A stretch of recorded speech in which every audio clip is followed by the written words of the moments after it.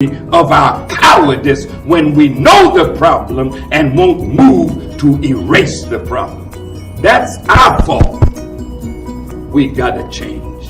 See, one of the things that our ancient people knew, yours and mine, when it got to the point where they would be extinguished, they had to fight. Even if they lost, they had to fight. So the great warrior spirit came up out of us. Same with the blacks, same in Haiti, same in Central and South America, the Maroons. All of those came to a position where they had to fight. In that church, where 9 of our brothers and sisters were shot down by a skunk,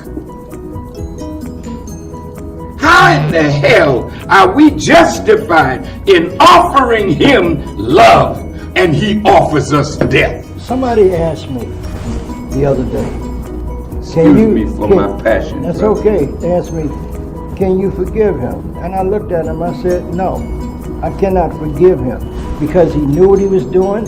He was cold and calculated, and he was just fostering the same hate. Who asked you that question, brother? Did he look like us? Yeah. Yeah, he's one of them. Yeah, I know. How in the hell? I mean, it's an insult to me An insult. that you're going to ask me, can you forgive? How long have white people been doing this kind of evil to the darker people in the earth? So how long Since do we have they've to been continue? here. And when we make up our mind, we're not taking it no more. Because it's better to be dead than to live under tyranny all the days of your life. This is why America separated from England. The tyranny of King George was too much for them to bear. So what did they do? They decided death is better. So it was Patrick Henry that said, give me liberty or give me death. And until we come up with that kind of mind, I'd rather be dead than to live continuously under this kind of tyranny. And when you think like that, you'll do what is necessary to move the tyrant off of you. With the help of God, we will win if we fight. The day you decide to become the enemy of your oppressor is the day you stop being his victim. What did I say? The day you decide to become the enemy of your oppressor is the day you stop being his victim. What does that tell us? That tells us that the solution to oppression is your individual will to be free. The only solution to oppression is your will to be free. Your own will. And nobody, even Shehu, cannot give you that will. You have to be the one to decide it, regardless of anything that you might be benefiting from an oppressive situation.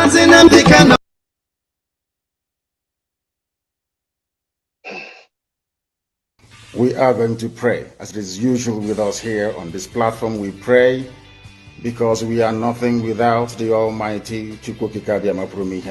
We are going to offer praise and adoration to Him as always, and I will, of course, should I say, unfailingly pray in the language of heaven. Some may misunderstand, some of them may try to misconstrue, but one thing is certain right now, in the presence of the Almighty God, Elohim, Adonai, El Shaddai in heaven, the angels are singing, worshiping, and praising the Most High with the very oldest language on the face of this very earth, the Igbo language. And that's how I'm going to pray.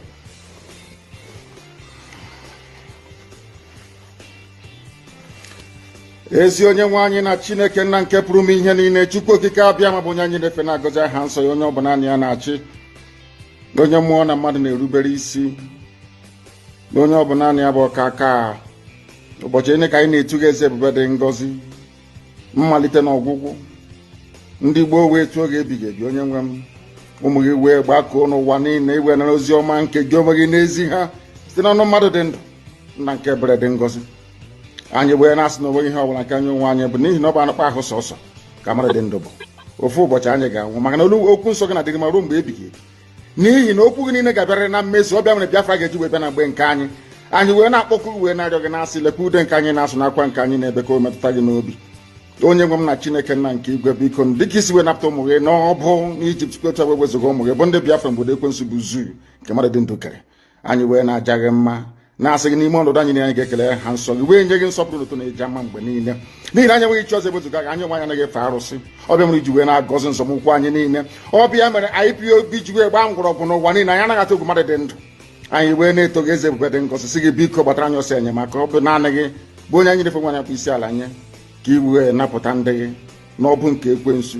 Anyị wee na-enye gị ofe na nsọpụrụ na ija mma na-asị lekwa ka ndị iro anyị niile ka kasị wee baa ha ọnụ, ha wee daa hapụghị ikunye ọzọ. Obodo ekwensu bụ zu ala nwekwa n'iyi eze ebube dị ngọzi.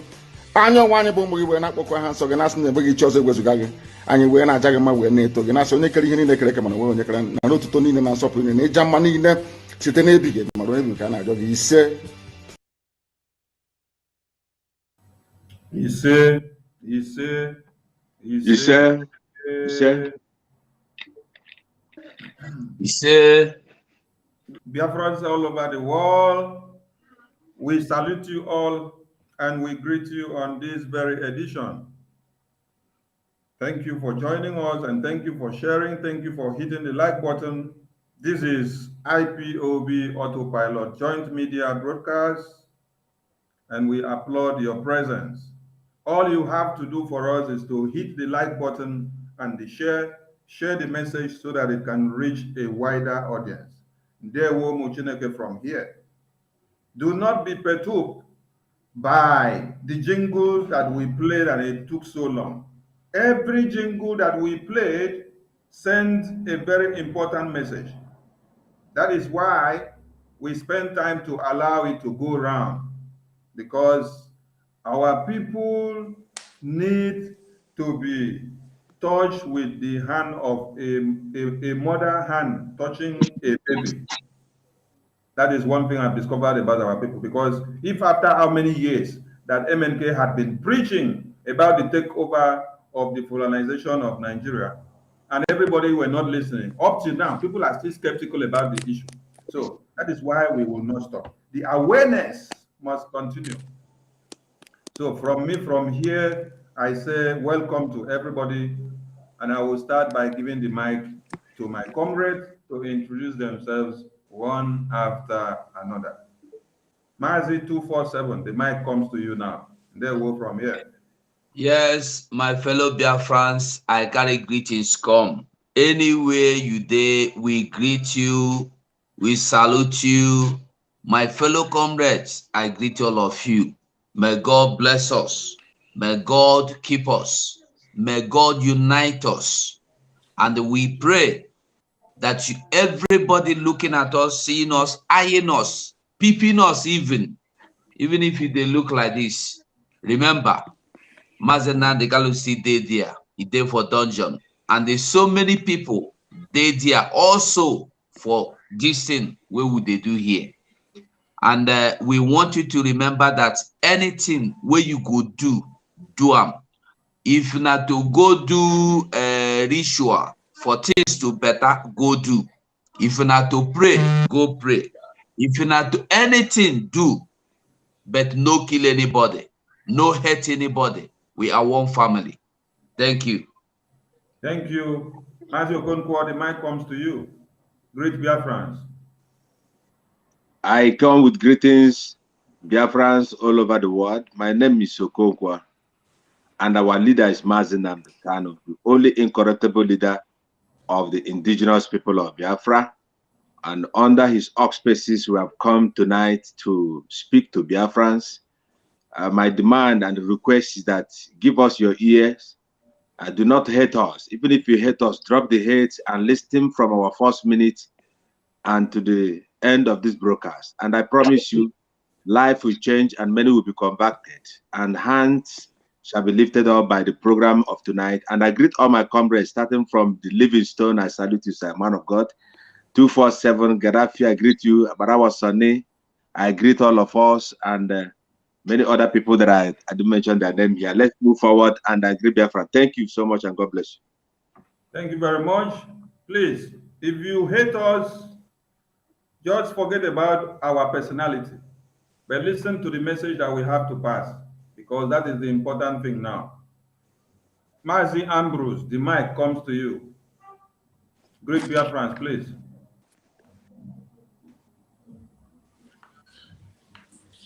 Biafrans here, every one of you for joining us on this broadcast.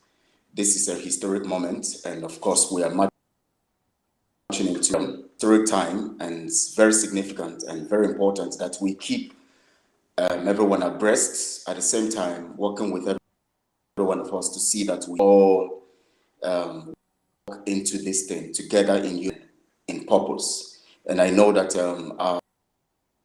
always reaching out to you and you reaching out to us is very important in the cause of our freedom. That's why we are here, and we trust God to help us as we do everything possible. At the same time, we commit everything to the hands of God, because we believe that the Lord, access freedom, and definitely keep yourselves connected to the mission under the auspices of ID. At the same time, keep connected to God, the supervisor and the commander of this. We are getting there, and not to stop us. Thank you, Biafrans. Thank you, fellow comrades. And I want to say that may God Himself perfect our work, every of our efforts, because we have been working hard. God for everything. We bless God for Mazi Namdekano, because we know definitely he will come out.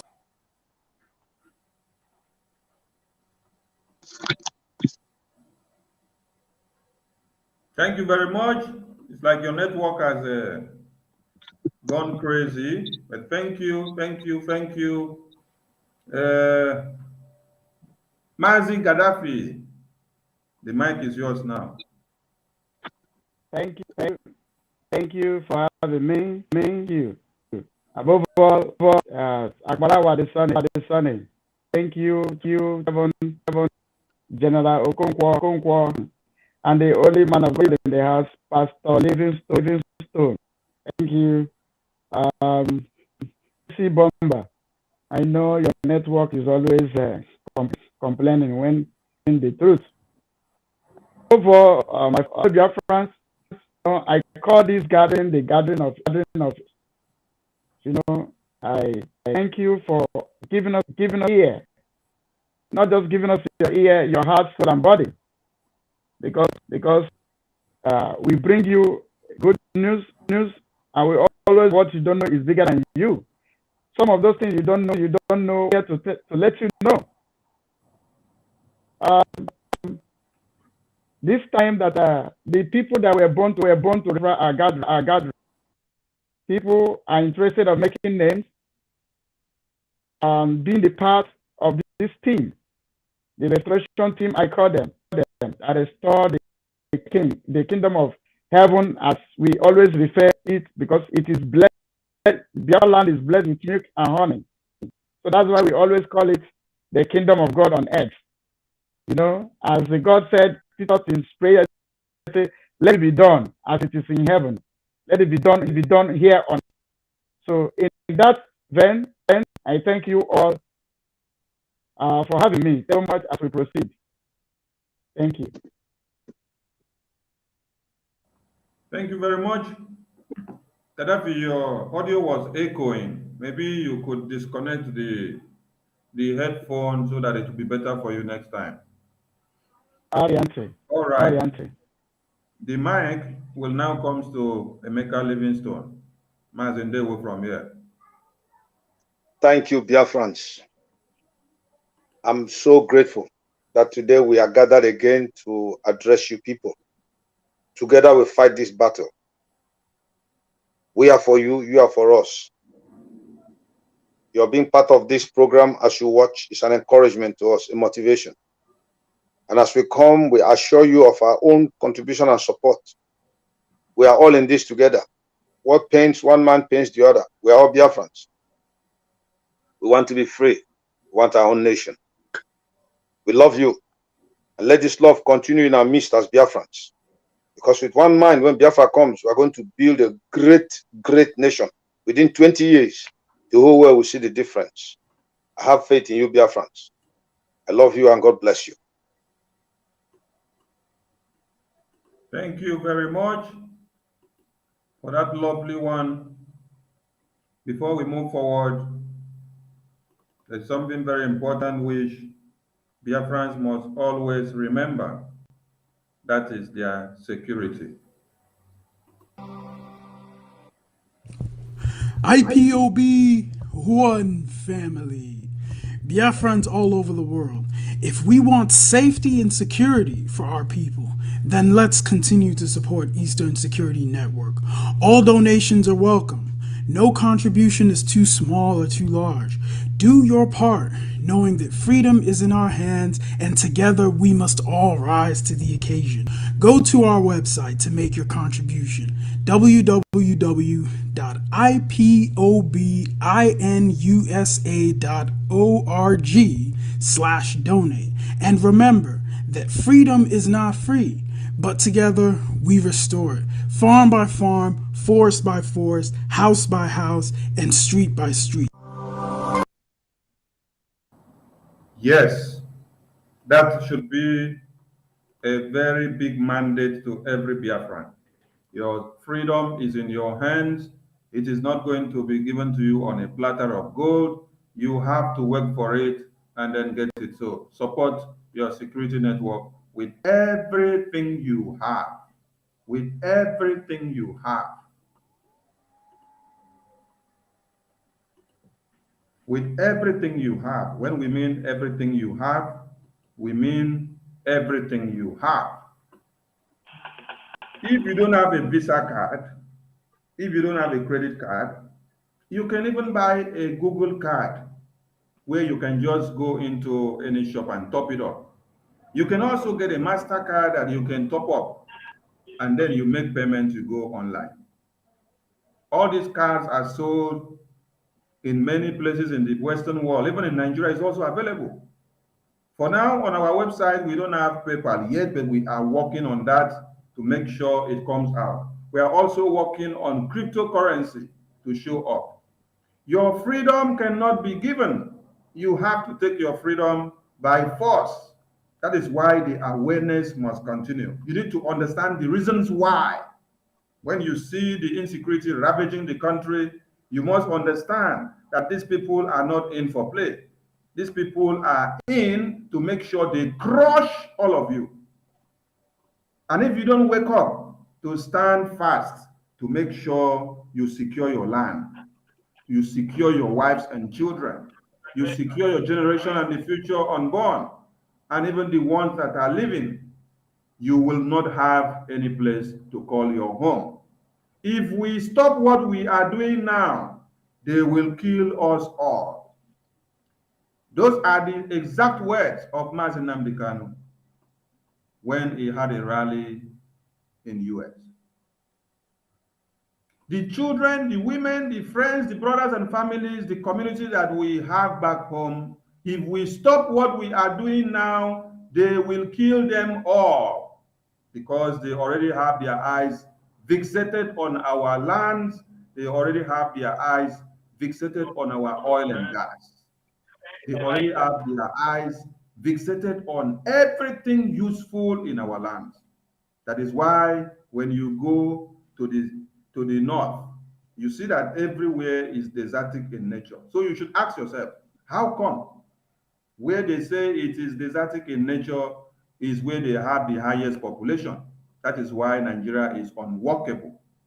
So Biafrans all over the world, use every ample opportunity and everything you have to be able to sustain your security network because it is of great importance. Mazi Nnamdi Kanu is behind bars. He formed the Eastern Security Network for all of you. He foresaw the danger that was coming ahead.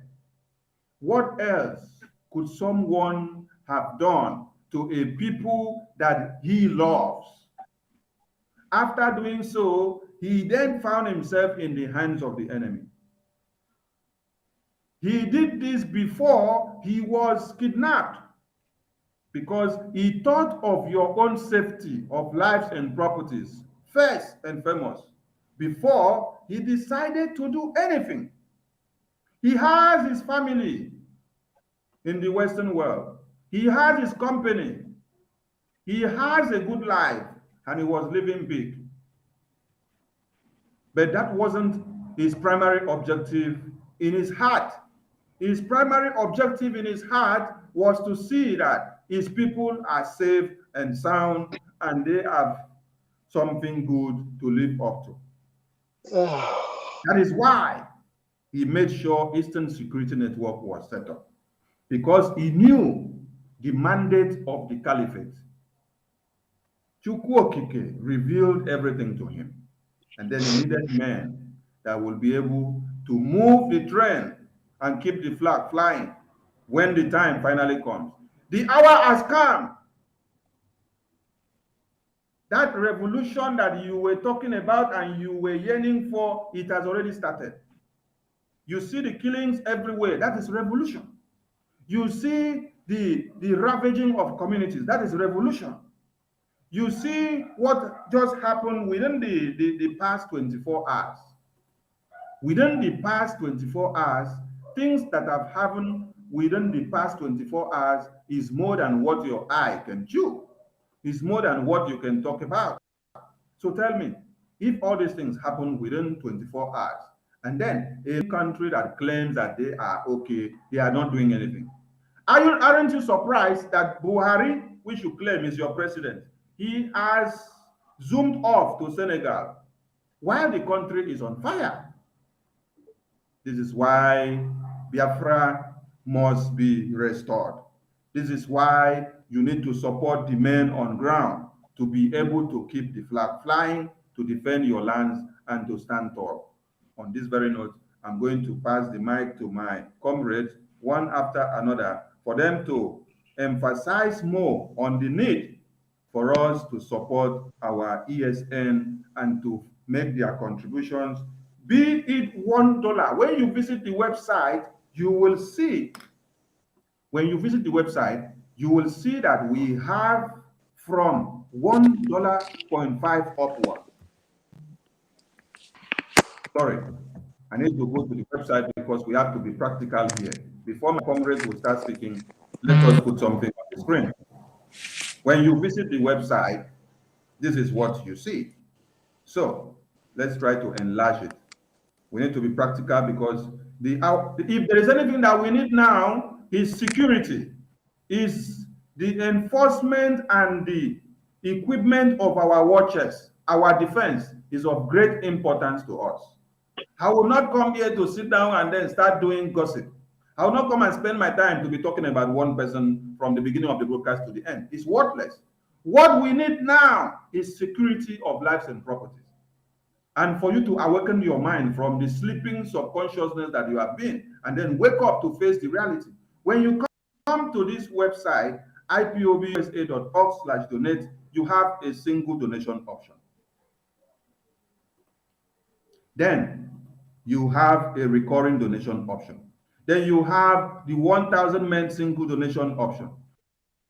You have another recurring donation option. Any of these that you click, you see what you have to donate. Let us start with this one, single donation. When you click single donation, you will see that you can donate from $1.5. You can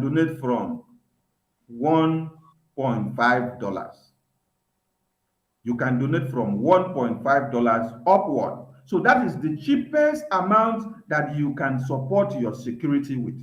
If you are able to donate $1.5 based on your capacity, someone that can now donate up to $10,000 can donate because the options are there.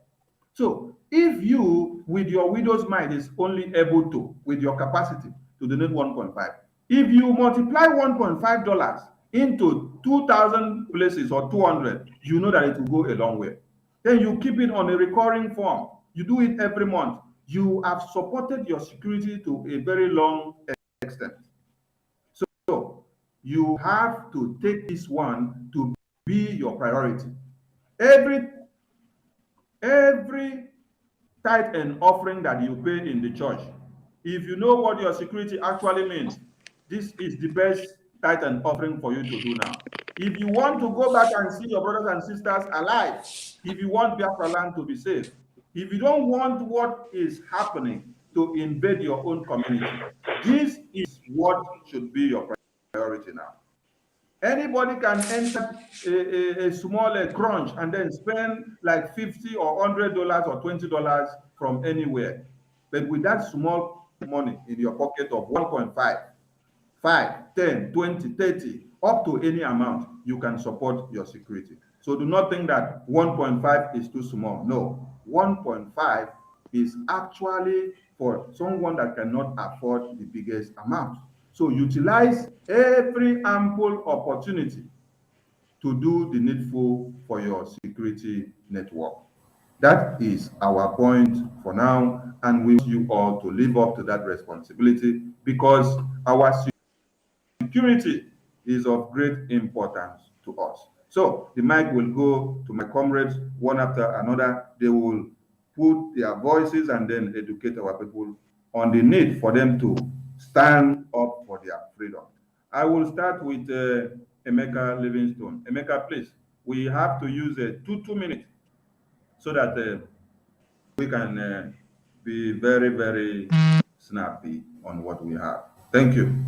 Thank you very much. Dear friends, please listen to me.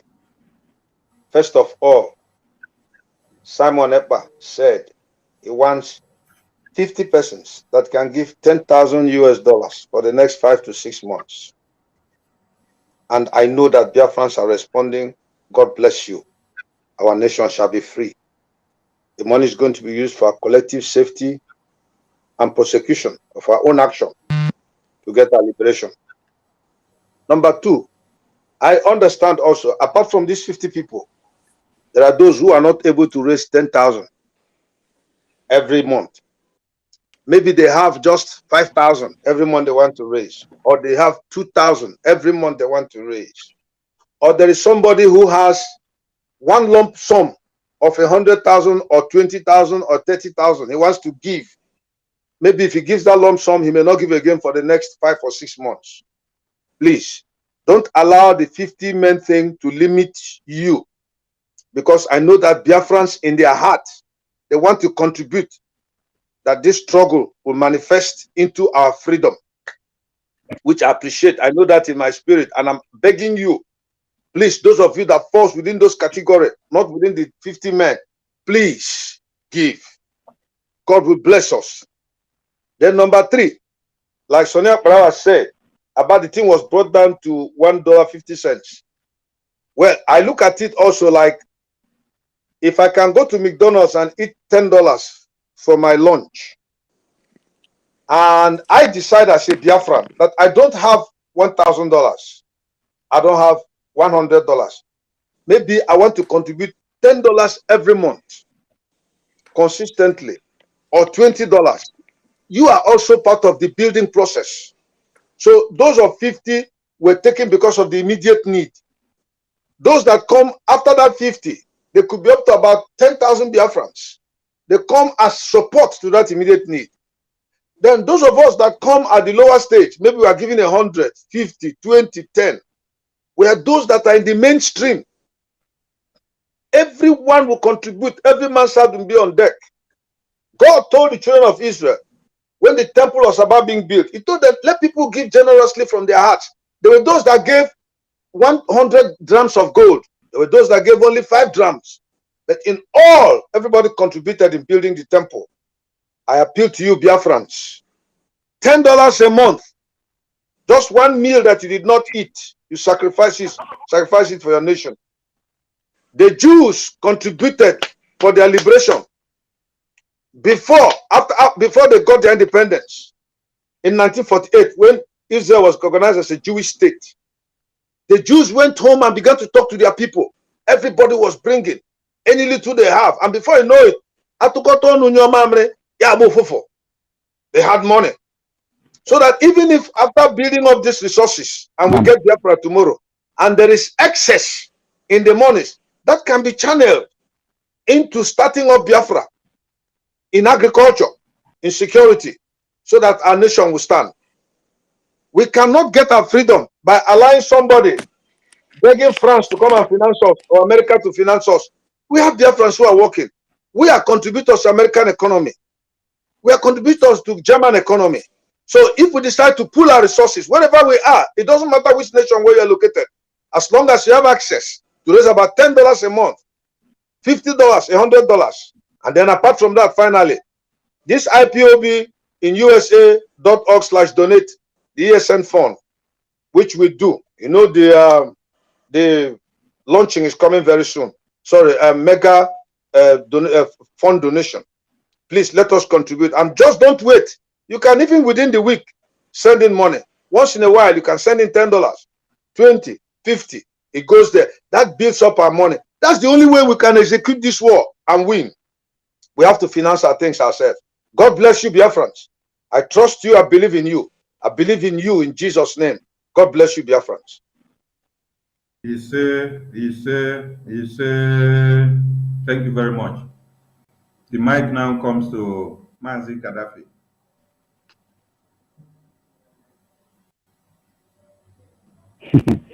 Thank you. God bless you. Like, we are in a house. Pastor Livingstone, the great man of God, has laid a block.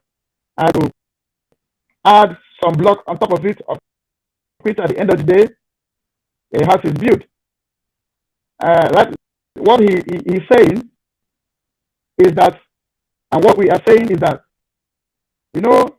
the best way to live a life is to be secured. You are not secured, you are not living.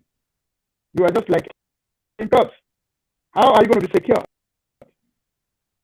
Is by supporting those men that offer life. Why I don't like, why I don't like withholding any of my tithe and offering from giving it to Eastern Security Network is that a call was made. Some people are to offer life. Some people are to offer finance. Men on ground, we are willing to offer life, and they are there. We that are not on ground, we have to offer our finance. You can compare the man who is willing to offer life. That's why we call it ultimate price. Now we that have little finance that we have, we need to appreciate those men. We need to just appreciate those men. We need to provide them the equipment they need. You understand? We need to, like some people, when they buy jets, where are they going to pack it? I say, sorry, we can pack it in your compound or your vast compound. But all we know, let us get the jets first. So we need equipment. One bazaar is a lot of money. And you cannot send these people to use catapults to fight against those that come with rifles. That is why we are calling you to see that men has agreed to offer their life in defense of our land. It is also our duty to agree, to be in agreement with them, offer our finances. Like Pastor Livingstone said, and also we believe, and we have seen it. Many people have out. I was surprised one of our brother called. He said, I'm willing to pay now. I'm willing to pay now. Those 50 men for 30,000. These are things. These are people. The kind of people we need. But one thing I always let you know is that, remember, join the men that were born. Because there were men that were born to bring Biafra. Please do all you can to join us. If you are not joining us on ground, join us through your finance, join us through the media, join us in whichever way you can contribute. Because remember, the names of general will be mentioned.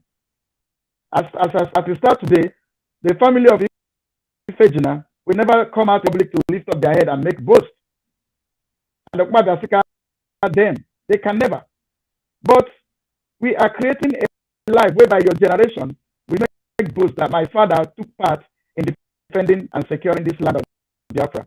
So my brothers and sisters and the love of freedom, do all you can to do your contribution. If you cannot kill elephants, you can kill a rat. All of them is meat.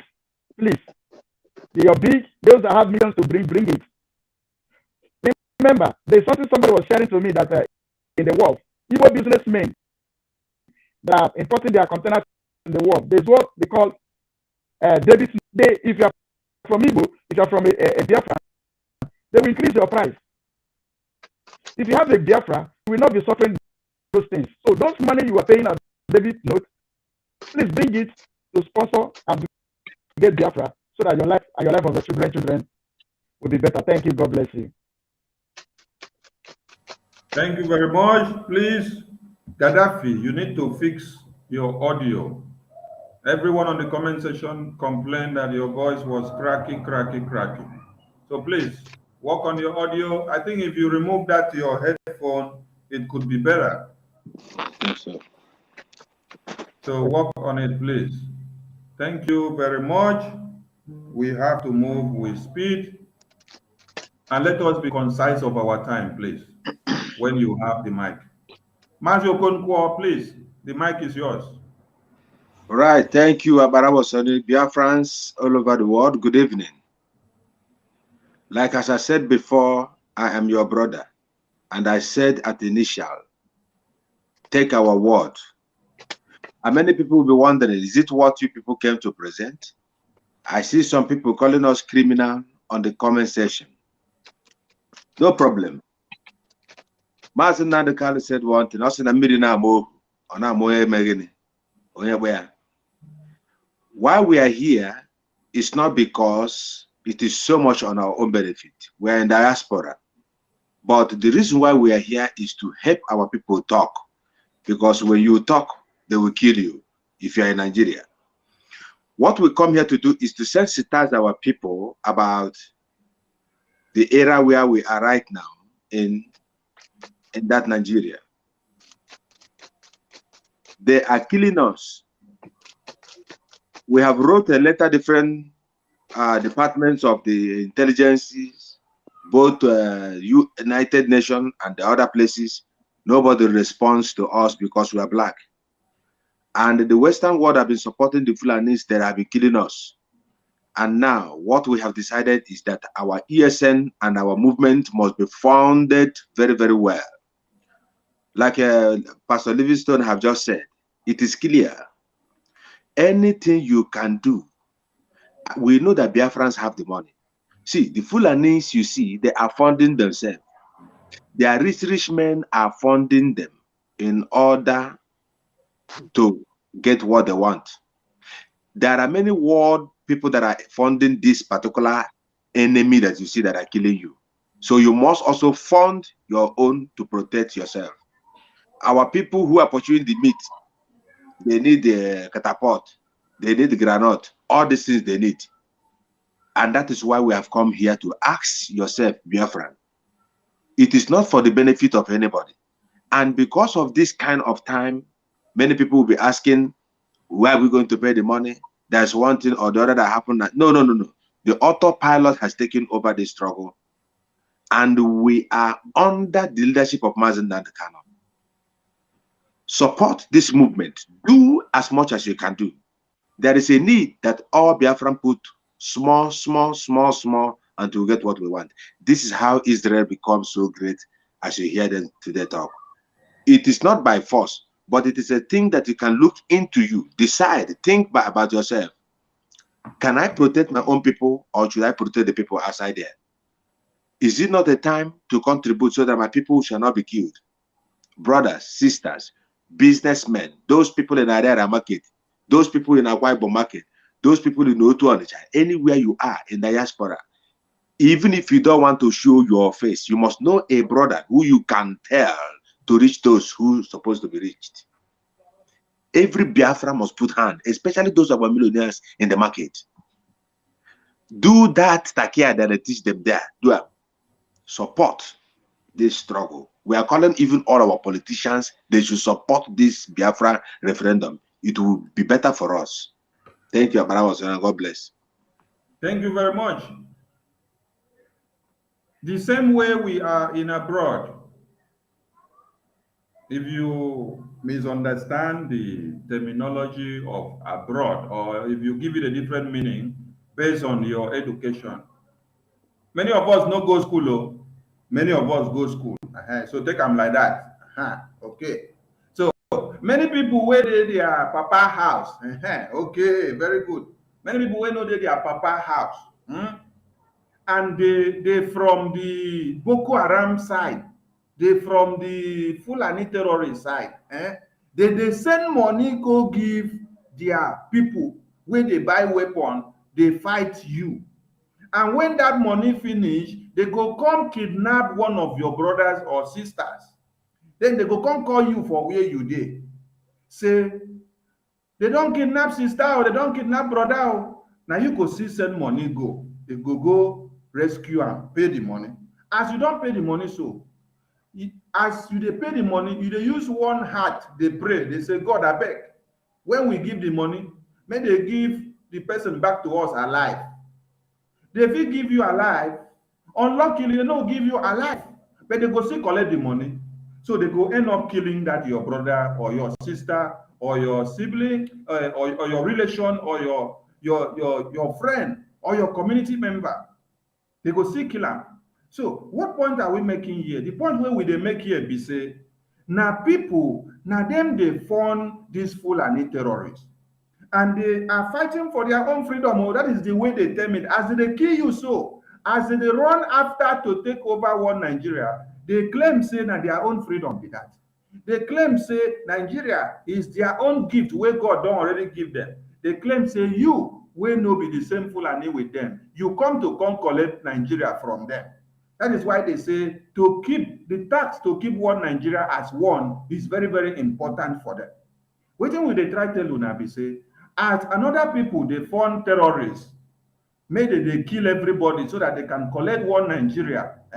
Now that same way we dey tell una say, you need to also support Eastern Security Network on ground so that they go fit defend your land.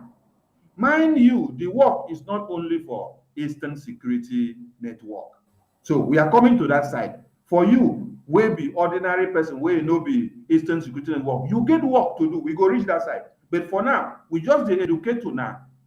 The reason why you need to support your Eastern Security Network, because we cannot allow them to be scrapped.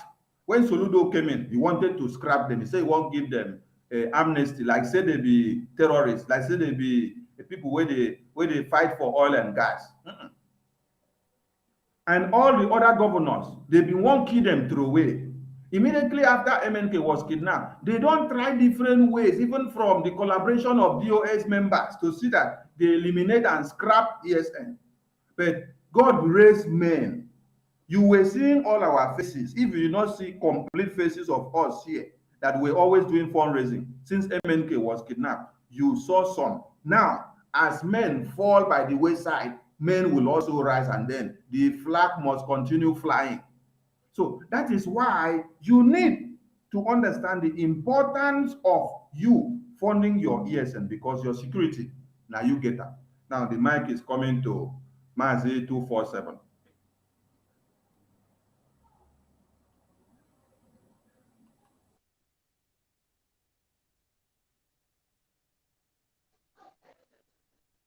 Okay. I greet all of you in the house. Thank you all for joining us together. And I thank God that I brought us all together today. And I believe fellow Biafrans that are listening to us, God will touch their mind, their heart, their spirit, their soul, their body, so that they listen and they go obey. You see, there's something I used to tell people. Give me that. I used to tell everybody, anything that is meant for a particular thing, no matter what it is, if you try using it for another thing, you must to pay back the other way around. And if you try keeping it, for instance, if this is meant for Gaddafi, and I don't want to give it to Gaddafi, I will lose this either painfully, or I will lose this and lose some other things. Why are they talk this in now? If you look at so many people where they have been kidnapping, some, as one of my brothers here said, you may be kidnapped and they return home after paying the price. And you may be kidnapped after paying the price by your family. You will not return home. Why I'm saying this, the money that is meant for you to help and they save your land, you don't want to bring it out. Don't worry.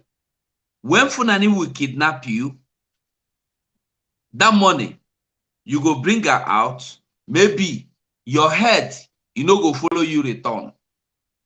Or when they come your house, come kill you, they go set your house on fire. That money go burn fire.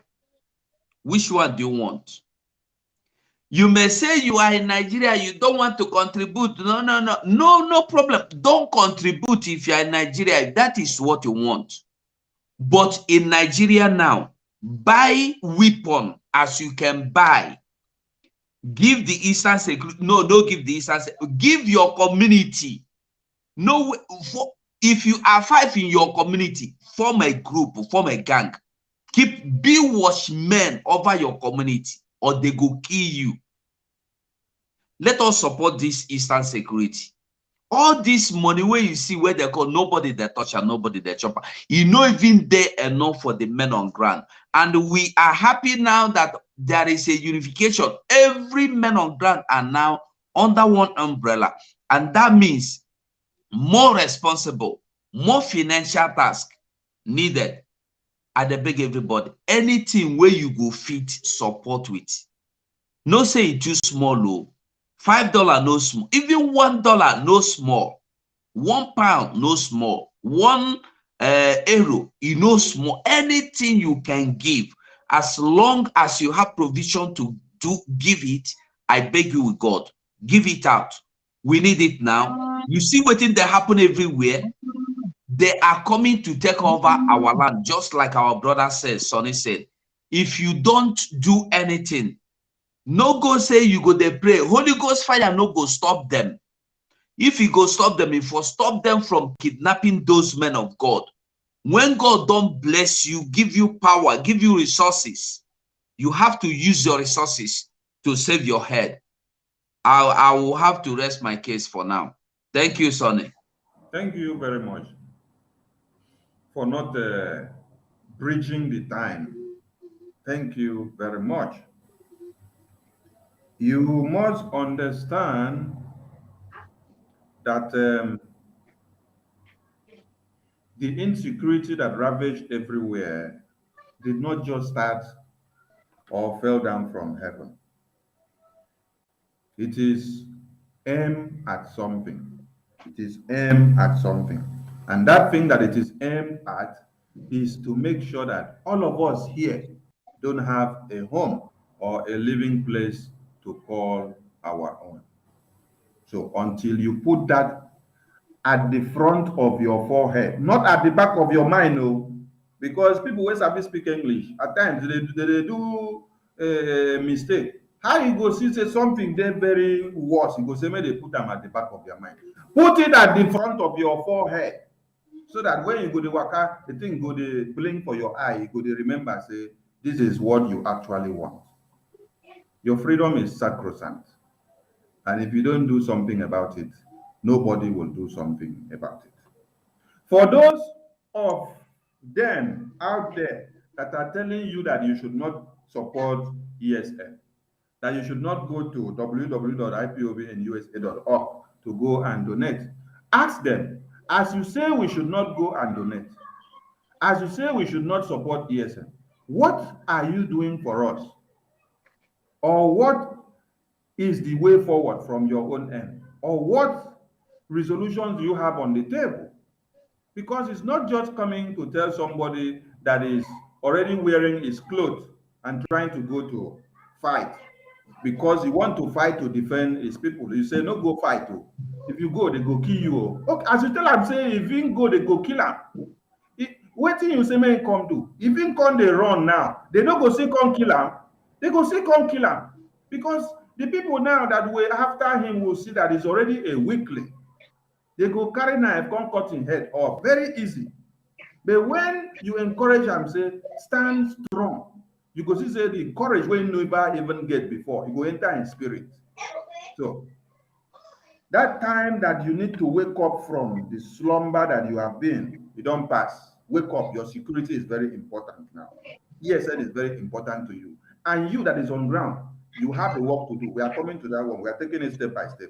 May not be like say with the jump.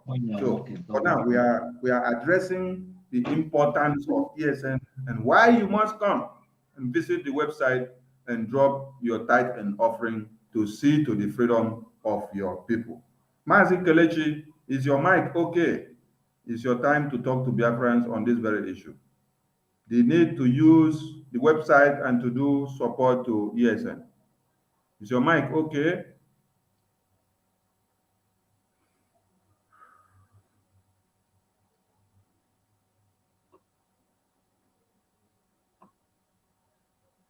We can't hear you.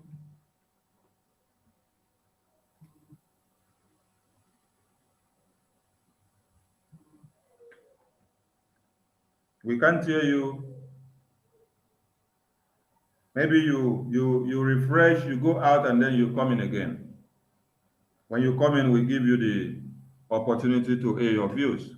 So, Biafrans all over the world, we have spoken on the need for you to support ESN, and that is what you have to do. On the website, like I showed you before, you have the 1,000 men on recurring payment, you have the 1,000 men on one-time payment, you have the one-time payment that you just do, you have the recurring payment that is still the normal one, but you choose any price. So all those options are there. We are going to fix more options on the website. So as we go on, there are many changes that will be done to the website to be able to suit everyone in whichever way the person wants to pay. We understand that there are thousands and many people that love to remain anonymous when they do their payment. So from the website now, even if you don't want to join any Telegram group or any WhatsApp group that people are there that we communicate about how you do your support and what happens, go to the website, click on that option of anyone, do your payment. As you do your payment based on the option you click, we will get your receipt and understand that this comes from this person and this is for this very purpose. You can pay your dues there, you can do everything there. Thank you very much.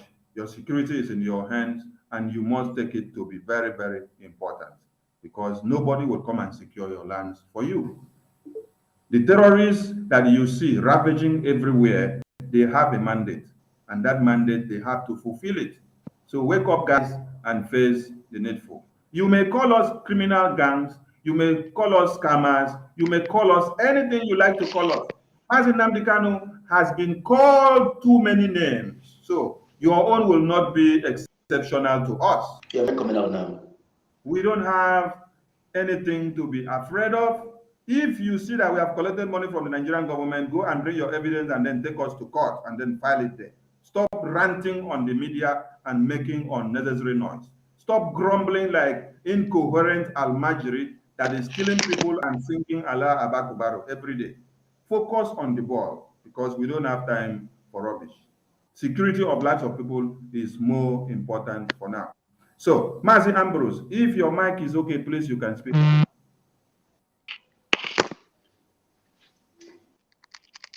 Yes, you're coming out clear. It's okay like that. Go on. Okay, all right. Thank you. I'm delighted to be here today. Critical times, just like the Bible, the deep calleth for the deep. The same way we understand that when things get critical, we go critical on critical things. And that is why we have come today to speak to Biafrans. Now, it is important first for Biafrans to know that when the issue of trivializing issues that have not affected us directly is a very big problem. And that is why you see so many people on social media, they want to rant about so many things, they want to say about so many things, they want to talk about things because it's not touching them. They question everything. They question the monies you are contributing. They question everything because they have not come to experience these situations that some of our brothers and sisters are experiencing. Come to learn the fact that for the fact that it can also affect me, then they begin to understand that before it comes to me, let us do something now so that we can prevent this matter spreading. That's when you begin to see that those of us who are always on social media looking for platforms to castigate people, to talk against those who are working, and to cut. Now, let me ask you, reference. How much do you think is a walking stick, for instance? These things cost money. So when you hear some kind of figures, it is not because some people want to eat your money before now. But now, critical times that we are in, we must defend ourselves. And that is the same thing that happened to the Jews. In the Bible, we saw situations like that. When the temple was being built, it was the people who built it. When things are being done. Now, let me tell you the concept of tithing is this. The biblical concept of internet water.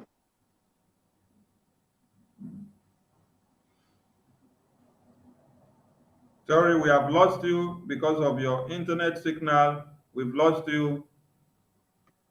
We've lost you. You can go out and come in again. Maybe you will be fixed. But we've gotten your contributions and we have to move. We pray that internet will deliver your phone so that we can always be sound. Okay. Ụmụ Chineke, we have to move. Oh. So, since you know that your lands are under siege, it is not time for you to listen to the gossip or how they are saying it. What you should listen to is solution to your life, solution to the security of lives and properties of your communities. It's not about what they say or how they condemn what we are doing. They have been condemning Mazi Nnamdi Kanu right from the year he started what he is doing. It's not people from outside, though. It's people from inside the family. How was he kidnapped in the first place? Was it not the collaboration of people that are inside the family that collaborated with the ones outside? Okay. So understand it very clear. When Sunday Igboho was kidnapped or was accosted at the airport in the neighboring country, was it not the Oduduwa brothers and sisters, not even his blood brother, not just mere brothers and friends, where we get for their freedom movement? Now them alert us. I had to wake up from sleep that midnight, and then I went on a live broadcast to also push the awareness to go out.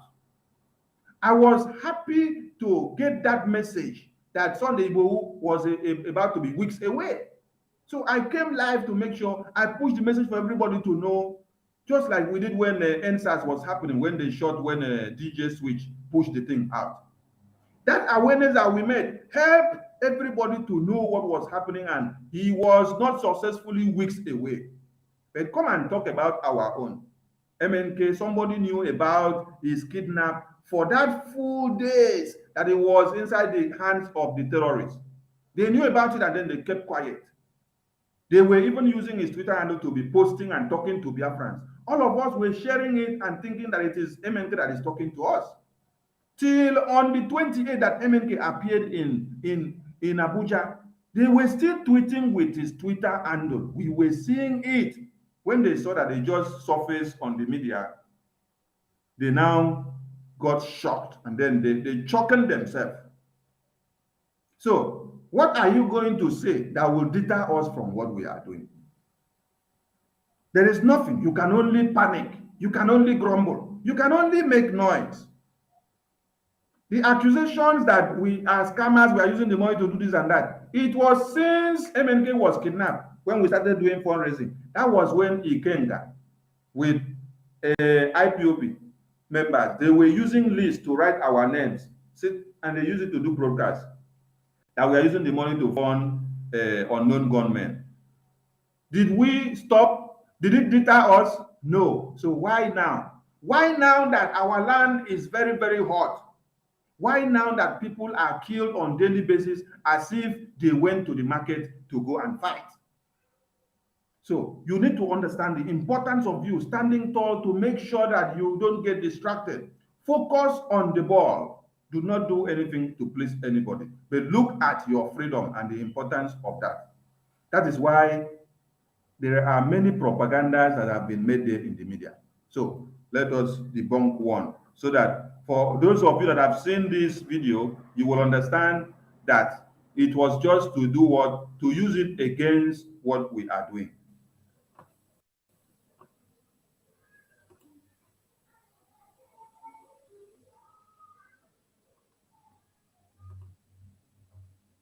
If you have seen this video flying in media, understand it very well that this video did not come from Simon Ekpa or Autopilot.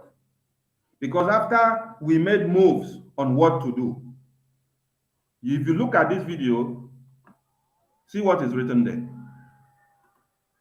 This is Metusela Mwane Melchizedek. Is the one with Ostraman page that they compile this propaganda. You see what they write here? They say Simon Ekpa reconciled with Nelly, launches a heavy attack on Mazi Nnamdi Kanu by calling him a betrayer. She said she would have shot MNK if she was in Abuja court that day. Simon Ekpa finally eats his vomit by going back to Nelly. Funds have stopped flowing. Look at when this thing was posted. It was on the 30th.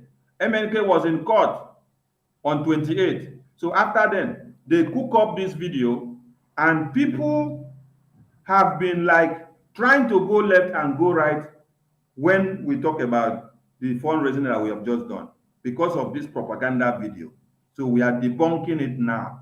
And we are going to play just the beginning part of it so that you hear the beginning part of it and you understand that this video is not authentic. This is a propaganda created to be able to destroy what we are trying to do.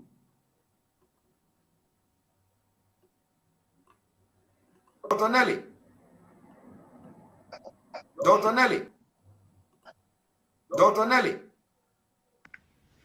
Hello, everybody. Today is June 28, 2022.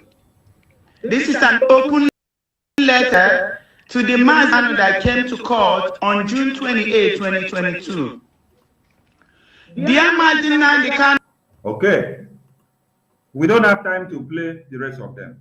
If most of you have listened to that voice audio from Dr. Nelly, she made it on that very 28th day of June when MNK came to court. So the propagandists now went and used that video, that audio message, go and cut an old broadcast of Simon, put his face where he called Dr. Nelly. So it now looks like Simon made a recent broadcast and then called Dr. Nelly, and then she aired it on his platform. So they are using this video to circulate as a propaganda on the media. So we are telling you to ignore this video because this is one of the gimmicks that these morons are playing. They have shared this video on all platforms, and when you hear them talk about it, they say, oh, that means the money that we are talking about for arms and ammunition, everything that we are talking about now, it is aimed at something. So disregard this video and this publication. Visit www.ipobinusa.org/donate and go and do your normal donation and support to your ESN. Your ESN is not for anybody. It is for you. It is for your family. It is for your people. On this very point. So we move. Thank you all for listening, and thank you for sharing. We are live and direct on Facebook and YouTube and on many other platforms. We're also live and direct on Twitter. So from wherever you're watching us, do us the favor of hitting the like button. just hit on the like button and the share so that the broadcast can reach a larger and a wider audience. So we are now moving into something else. Before we go into that very one, we have a video to play that will lead you into where we are going, because we are evidence-based. We don't want you to say, oh, we are just talking. There is no evidence. No, we have evidence. So we don't just talk. We talk and then we show you the evidence and the lead to go. Our lands are under siege, and what we need now is security and not 2023. I cannot guarantee you that any elections will hold anymore in our land. And killing of armless and defenseless IPOB members and Mossab and other Biafra agitators, this can no longer be tolerated by us. We, the unrecognized voices of the IPOB autopilot, as they call us, all over the world, demand with immediate effect the unconditional release of Mazi Nnamdi Kanu, the leader of the indigenous people of Biafra, IPOB.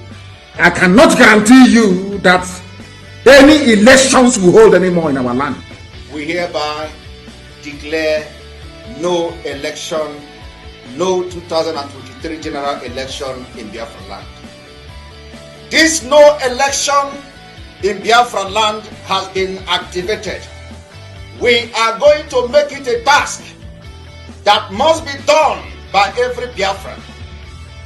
All measures will be put in place to make sure the adequate civil disobedience is implemented to stop the election in Biafra land. I cannot guarantee you that any elections will hold anymore in our land. I don't know if we are suffering from politicians. I don't know where this disease is coming from. We must cure it.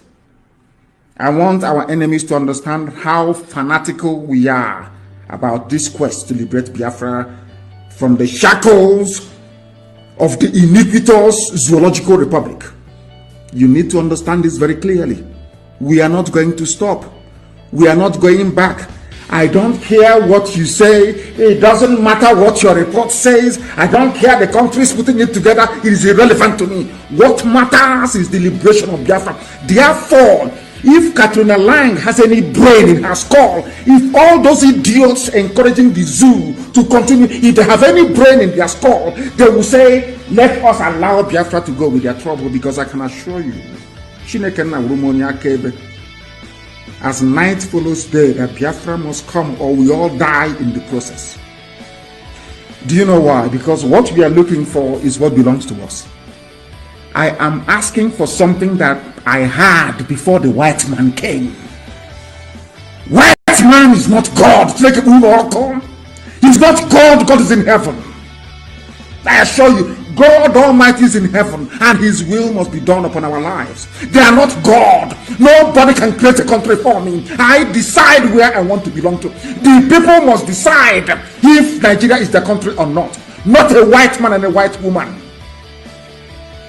All these idiots suffering from inferiority complex, shame on all of you. You are foolish, useless black people.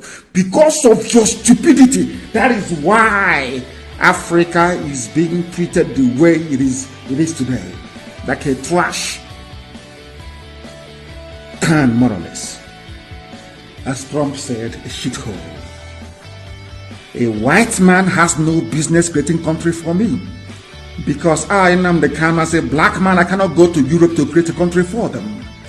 Why then should I allow a white man and a drunken white woman to come to my land to create country for me? If you accept it, you are inferior. So that was very, very clear. So anyone that says it does not understand it should understand. After he said no election in Biafra land, they plan to kidnap him. That will not deter our resolve. We have to continue, because he is inside. He knows that he has men that God had raised. 2 weeks to his kidnap, he said those men that God had raised, prepared in their mother's womb before they even touched the earth, The hour has come for you to come out and then take charge and keep the flag flying. So the mic will be going around to my comrade so that they hit on this no election in Biafra land. Please, let us use two minutes. Mazi 247, the mic is yours now. Thank you, my fellow Biafrans. There's no two ways about it. No election is no election, and that is where we are standing. Mazen Nandekanu made it clear. You heard it directly from his mouth. It's not that I'm repeating, I'm only repeating. Any other person saying it is just repeating. He has made it clear. So he cannot change it now that he's there in the DSS dungeon. He also said, remember, in this thing we are doing, nothing matters. Nothing matters. How many years of friendship is irrelevant. Mother, father, brother, sister is irrelevant. The only thing that matters now is Biafra. We have nothing to do with you. If you want us to participate in anything at all you are doing, we must conduct referendum. And this statement was clear. After the first time, he gave them the benefit of the doubt and they conducted that Anambra election. Then he came out to make it stand clear. So we are standing with Mazen Nandekanu on no election. Nothing changes it. Nothing is changing it. If you want to vote, no problem. But be sure it's not going to be in Biafra land. Thank you. Thank you very much. Emeka Livingstone, the mic is yours now. Thank you very much. Please, I just want to make two appeals. Number one, would you mind give those that speak on the platform up to about 3 minutes? It's almost like a monologue. A lot of time is used in your making analysis, and those in the platform have a lot to give to the Biafran people. They want to hear them. Like 247 was talking, I perceive he had more to say within these 2 minutes, but the time stopped. If he had 3 minutes, he would have said more, and I would have benefited a lot from him. Because he's full of matter. I can perceive the matter that is in his chest. Then number two, forgive me. I may not stay entirely to the program ends. Wherever I go out, please forgive me. I humbly make a request. So if you don't mind, I want to. That's why they've been cutting me off. This thing, meetings and that other meetings which I have, and I've been telling them I'm here. This one is more important for now. So please forgive me, Brown. Let me just take your mind back. Don't be angry. I beg of you. This publication, which they joined pictures of Simon Ekpa and Nelly. Biafrans, you know, it's a lie, it's nonsense, it's trash. That is cheap publicity. That is crass journalism. Don't listen to them. Simon Ekpa has nothing, absolutely nothing to do with Nelly. He has managed to revive all the different factions to come together. Not all of them. There are some that are unrevivable. But those who are revivable to move forward, he has brought them together and they're speaking with one voice. And I tell you the truth, Idu people are not part of it. Not even one single one of them, none of them. So drop that one apart and trash it. Whatever they said, Biafrans, don't believe that. We are telling you the truth.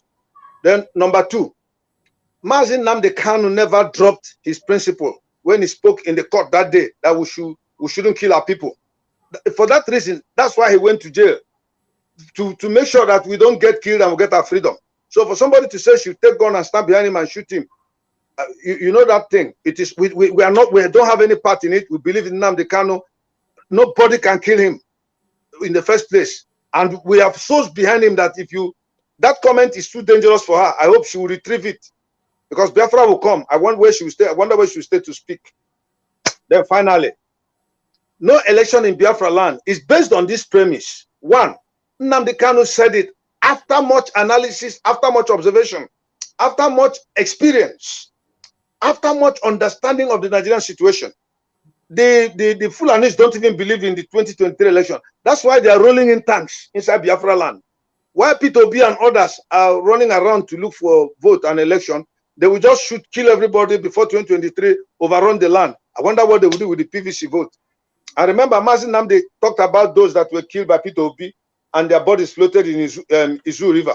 That enough should tell everybody. In fact, based on what Simon Ekpa said yesterday, and I'm still going to come out to speak concerning that, that Peter Obi has proved to be so evil that he could not support the Ikemba when Ojukwu was sick and needed money for treatment, which Wajiruke was saying. If Peter Obi had come in, Ojukwu wouldn't have died. There are so many controversies, and I'm very, very angry. I'm not even happy with Bianca Ono, because Bianca Ojukwu, because she's now hobnobbing with Peter Obi, who betrayed the husband. She said it before. So what I'm saying is there shall be no election in Biafra land. Those of you who want to go and vote, like 247 said, go and vote, but not in Biafra land. We are not threatening you, but when you go out that day, it is those same people whom you are going to work with. They are the ones that will kill you, and they'll come and turn it and say it's IPOB. God bless you. We don't want anybody dead. Thank you very much. Please, I don't want the next speaker to comment on that audio or that propaganda audio that came out with Simon's face, because we don't want to make that audio to be relevant. We don't want it to speak much volume. That is why I did not want to play it far.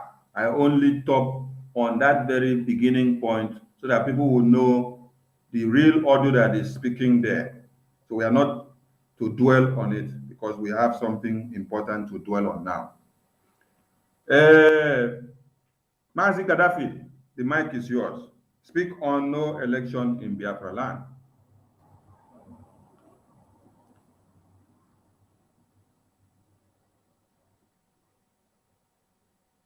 We can't hear you. We can't hear you. Unmute yourself.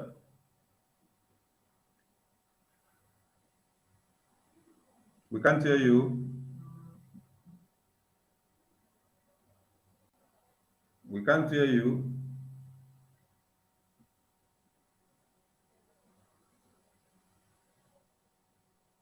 We can't hear you. Maybe you can go out and come in again. We can't hear you. Mazi Sonny. Yeah. I beg, there's something I sent you about this election. It will be good you play it for them to see, or you just listen to it first. Then you will see if you can play it for them to hear. Okay. We'll definitely put it on the screen. Okay, Gaddafi, you have to go out and come in again. Okay, I see that video. I think I have it in the system here. That very video. So, while we wait for Gaddafi to return and while we bring that video to the screen, we encourage Biafrans to stand strong because our freedom is sacrosanct. Gaddafi, you may speak if your mic is okay. No, we can't hear you. Are you sure your phone is not making call to another platform? Check your phone. If you're making call to another platform, then you cannot be able to. So try to disconnect yourself first from the other platform, then you can come in with this other one. We move, we speed. It has to be very, very snappy.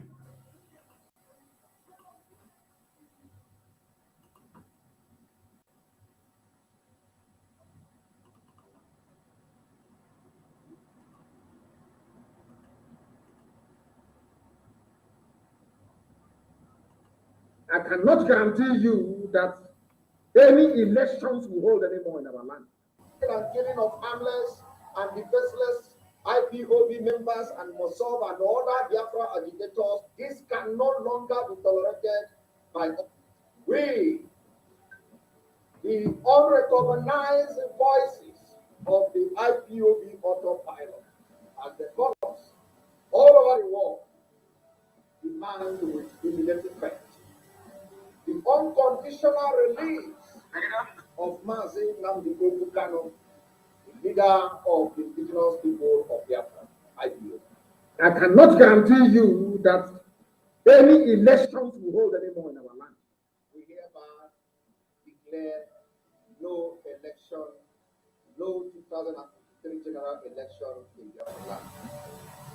This no election in Biafra land has been activated.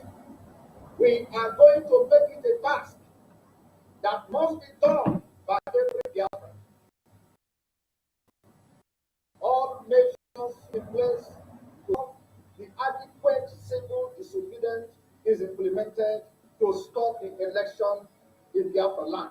I cannot guarantee you that any elections will hold anymore in our land. I don't know what. I don't know if we are suffering from politicians. I don't know where this disease is coming from. We must cure it. I want our enemies to understand how fanatical we are about this quest to be break from the shackles of the inhibitors zoological republic. You need to understand this very clearly. We are not going to stop.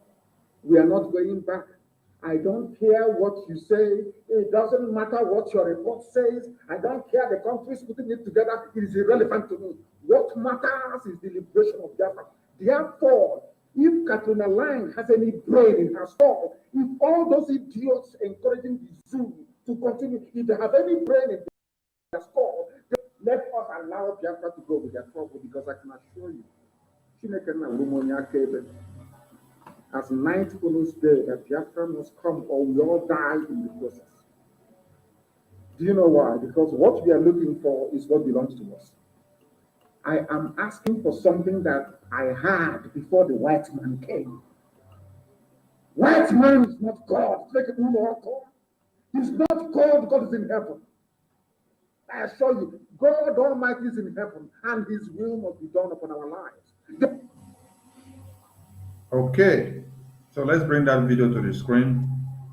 So, for those of you that wants to go for 2023, remember that 2023 is not the solution to your problems. 2023 is just a way of validating who dies next in your community. We are going to play another video of a lady whose husband was killed by the men that Soludo brought down, the terrorists that Soludo brought down. You people need to understand something. Listen to this very one first, so that you know the election that you are running after. When we say it is not who is there that will solve the problem, but end Nigeria to save life. That is the only solution.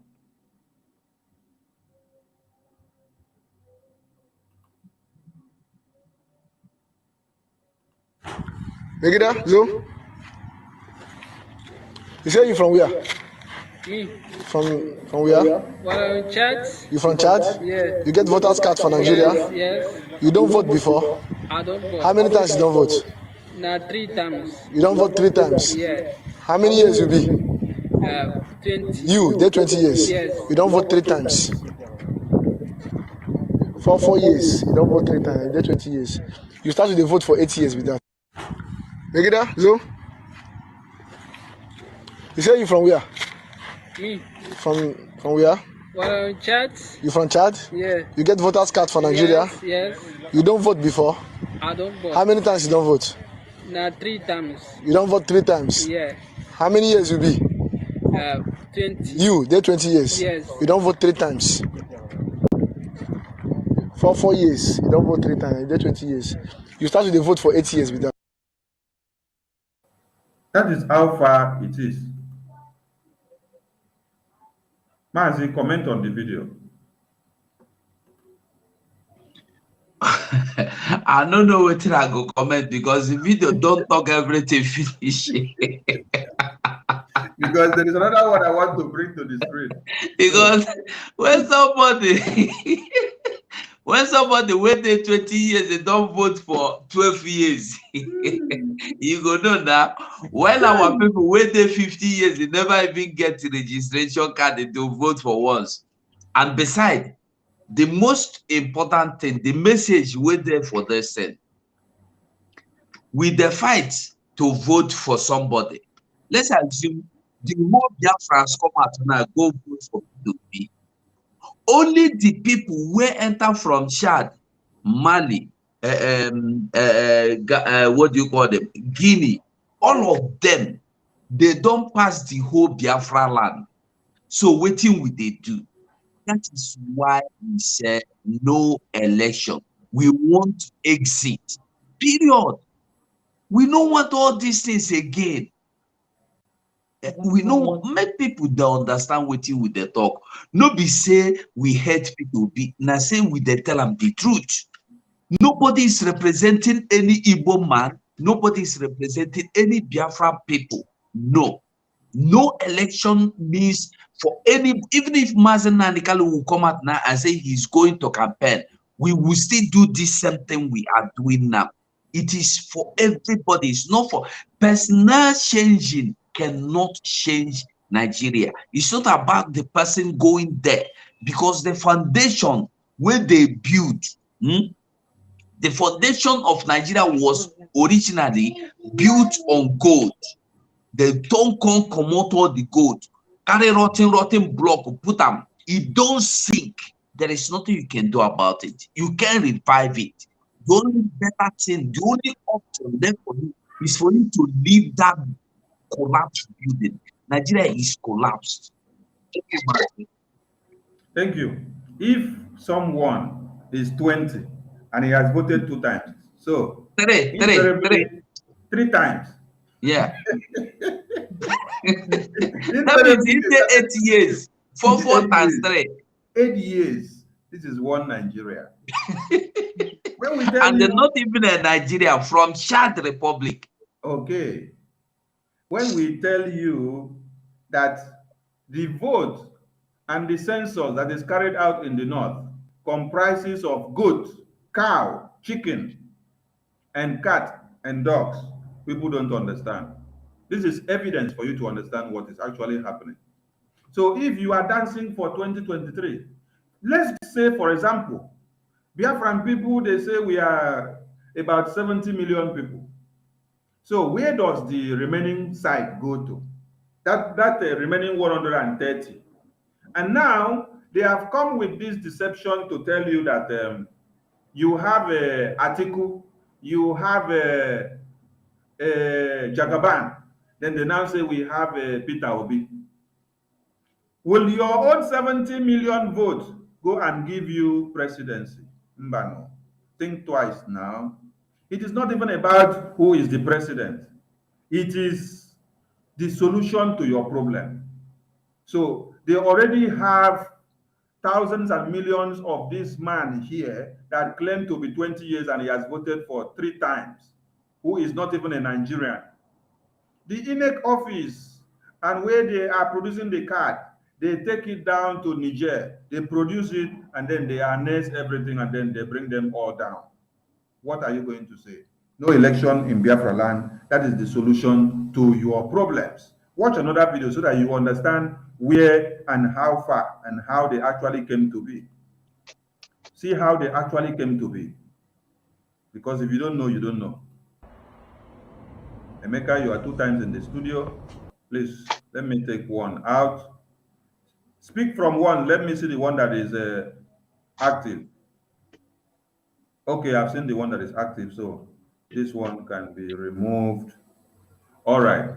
The video you see on the screen here is the PVC. These are the PVC that all of you are running after. The PVC is already available. They have already printed it with all your data and information. It is there in the hands of the Fulani terrorists, and they have it all. They are just waiting for the time so that they will start doing what? Using it. Don't be una say una won't do election. Una say una define 2023. They give una see PVC here.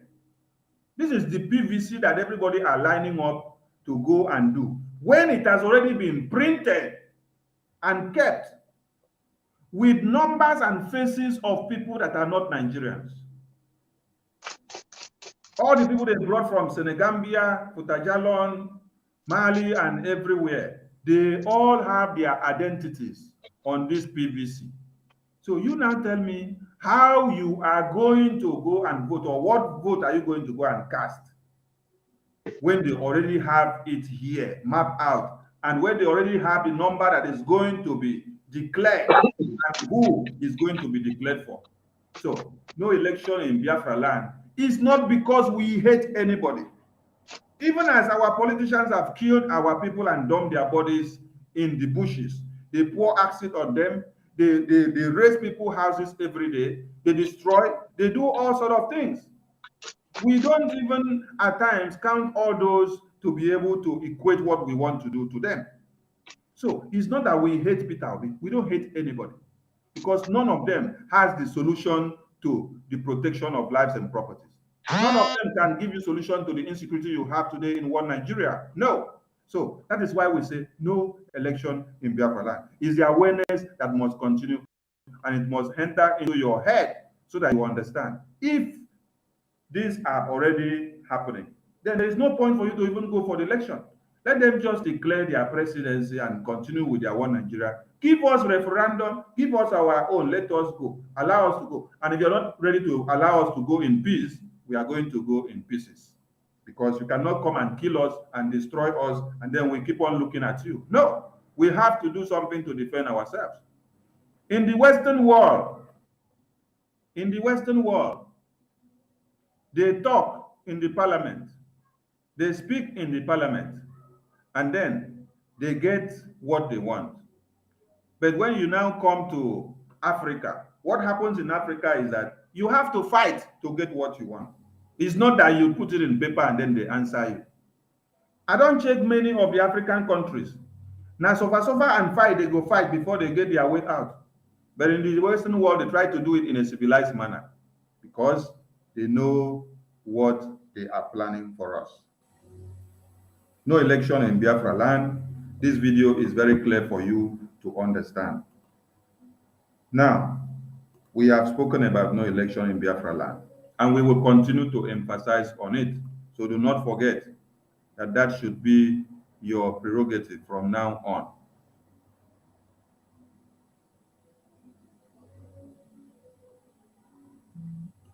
There is a video of a lady who happened to be the wife of one of these people that were killed in Biafra land. We are going to play the video for you people to see it so that you understand how Good evening to far. the Governor of Anambra State. My name is Nkem Elizabeth, the wife to Nkem Samson, the young man that was murdered on the 26th of June, being Sunday. My husband is a journalist. My husband is a scriptwriter and also a movie producer. My husband writes novel. My husband is a graduate.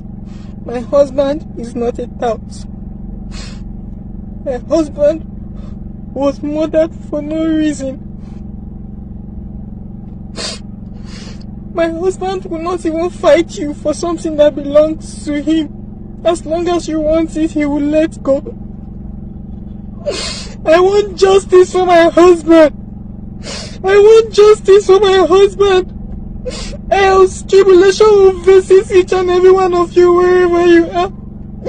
You murdered a young man that has nothing to do with crime. There's no crime in his history. There's never been crime in the history of my husband. He has never stolen. He has never done anything wrong. The only thing important to him is his family. His life was cut short. His life was cut short. I just gave birth to my baby. It's just 2 months. And my husband was taken away from me. I'm here with my first son. They took my husband from me. I want justice. I want justice for Nkem Samson. Else tribulation will visit you all. It will not be well with his killers. It will not be well with his killers. Because my husband will never fight you for something that belongs to him. My husband will let it go as long as you want it. You only went out for a job on Sunday. and he was murdered. I want justice for my husband. I want justice. His kids, they want justice. His son, he wants justice. His 2 months daughter wants justice. I want justice for my husband. Give my husband justice. My heart is shattered. My heart is broken. That is touching and is emotional. Super, honestly. Super. That is why the need for our youth to be on standby is of great importance. Sonny, I want to ask a question. The woman kept lamenting, I want justice. And who is going to give her the justice? You know, I used to tell our people that in this country you call Nigeria, justice, before the foundation of Nigeria, justice has been murdered, butchered, the carcass was fed to the beast of the air. There is nothing like justice. Where anybody can be killed, could be killed at any time without any reason. There was a young man that was killed in Lagos because they attacked him, Yahoo. And after killing this young man, many guys group gathered, and they wanted justice. They said they want to be sure. When they opened the young man's bag, it happens to be that this young man is a young man, a bricklayer, rushing to make sure he gets job for the day. And they shot him down in the name that he is a Yahoo. Now they have killed the journalist in the name that he is a kidnapper or terrorist or whatever they call him. Who will do justice? No justice. This is more reason why we must live. And it's now. Thank you, Sonny.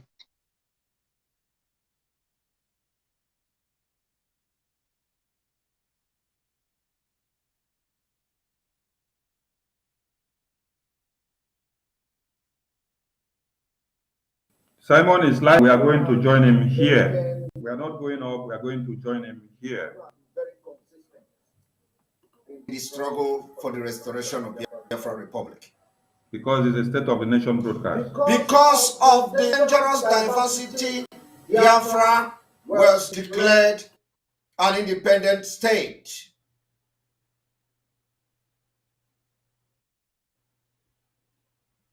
And Biafra War, Nigeria genocidal war, began on July the 6th, 1967,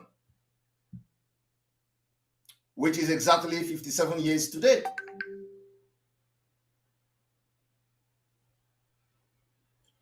This was a civil war fought between Nigeria government and the Republic of Biafra, a state that was declared independent because of the dangerous diversity that was about to take the entire race of Biafra out of this planet Earth. I want you to pay attention very, very attentively to this particular case today, because a lot of things will be said. The Nigeria part was led by a man called Yakubu Gowon, while on our own side, the Biafra Republic was led by the Lieutenant Colonel Dumegwu Ojukwu, a great man. The Biafra nationalist aspirations, whose leadership felt they could no longer coexist with the situation that were presently in Nigeria as at then. That particular situation has not changed today because of the federal government dominated by the interest of the Muslims, northern Fulanis. The Fulanis of the northern Nigeria. Today, it is not just about the Fulanis from the northern Nigeria, but also Fulanis from Mauritania, Fulani from Central African Republic, Fulani from Sudan, Fulani from Senegambia, Fulani from these areas and Sahel. All have now come to Nigeria and have now added to the pain, the terrorism, ethnic cleansing and genocide against our people. As far back as 1967, when the war was declared. Today is the 57th year. The war has not stopped. We continue to fight till this day. And the war has continued from generation to generation. And we, this generation, we will end the war and we will end it in 2023. That is why those of you who are privileged to be alive today and God has blessed you, you are going to be part of making the dream of Biafra being restored in 2023 to be a reality. The situation that led to Biafra war has not changed after 57 years. The conflict resulted from the political, economic, ethnic, and cultural religious tension which preceded Britain's formal decolonization of Nigeria from 1960 to 1963. It has not changed. The conflict and the immediate causes of this war in 1966 include ethno-religious violence and the anti-Igbo speaking Biafra pogrom in the northern Nigeria. Today, Biafra people and the good people of the world, when this war started, it was as a result of the pogroms in the northern Nigeria. Today, the pogroms is not only happening in the northern Nigeria, it has been extended to our own land.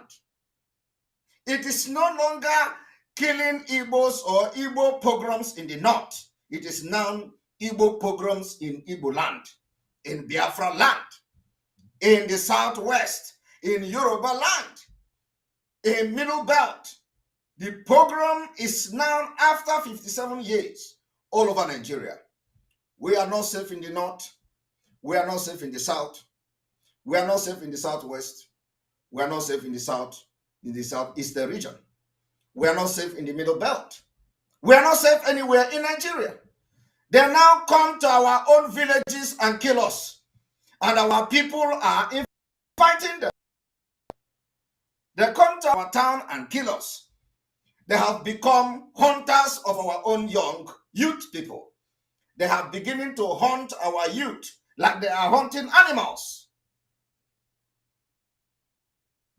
Fulani hunting us in our own land. It is no longer in the northern Nigeria. After 57 good years, I want you to look at how this whole thing has metamorphosed into something different.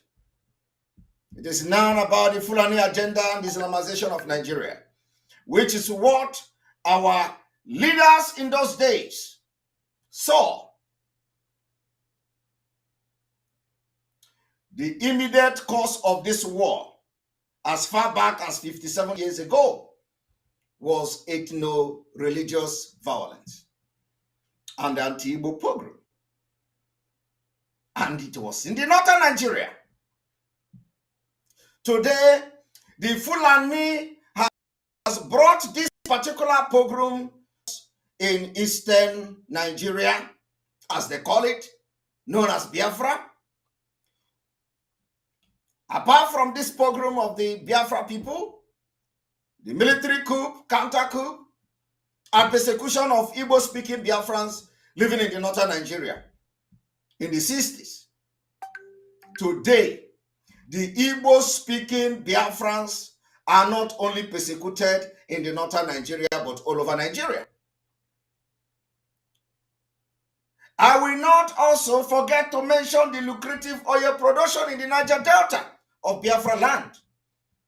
This particular section or sector of the economy then played also a vital role, a strategic role. And the federal government troop during the war surrounded Biafra. They first of all took over the coastal oil facilities and the cities of Ugwocha, which is today called Port Harcourt. It didn't end there. A blockade of Biafra land was imposed as a deliberate policy during the ensuring the stalemate, which led to a mass starvation of our people. I don't need to inform you that over 3 million children died as a result of the starvation. This war of genocidal war against Biafra people lasted almost 3 years.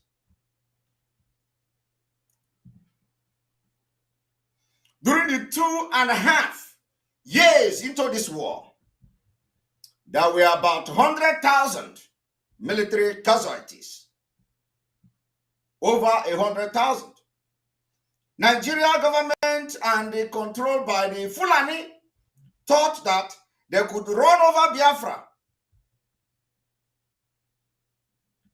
within 30 days.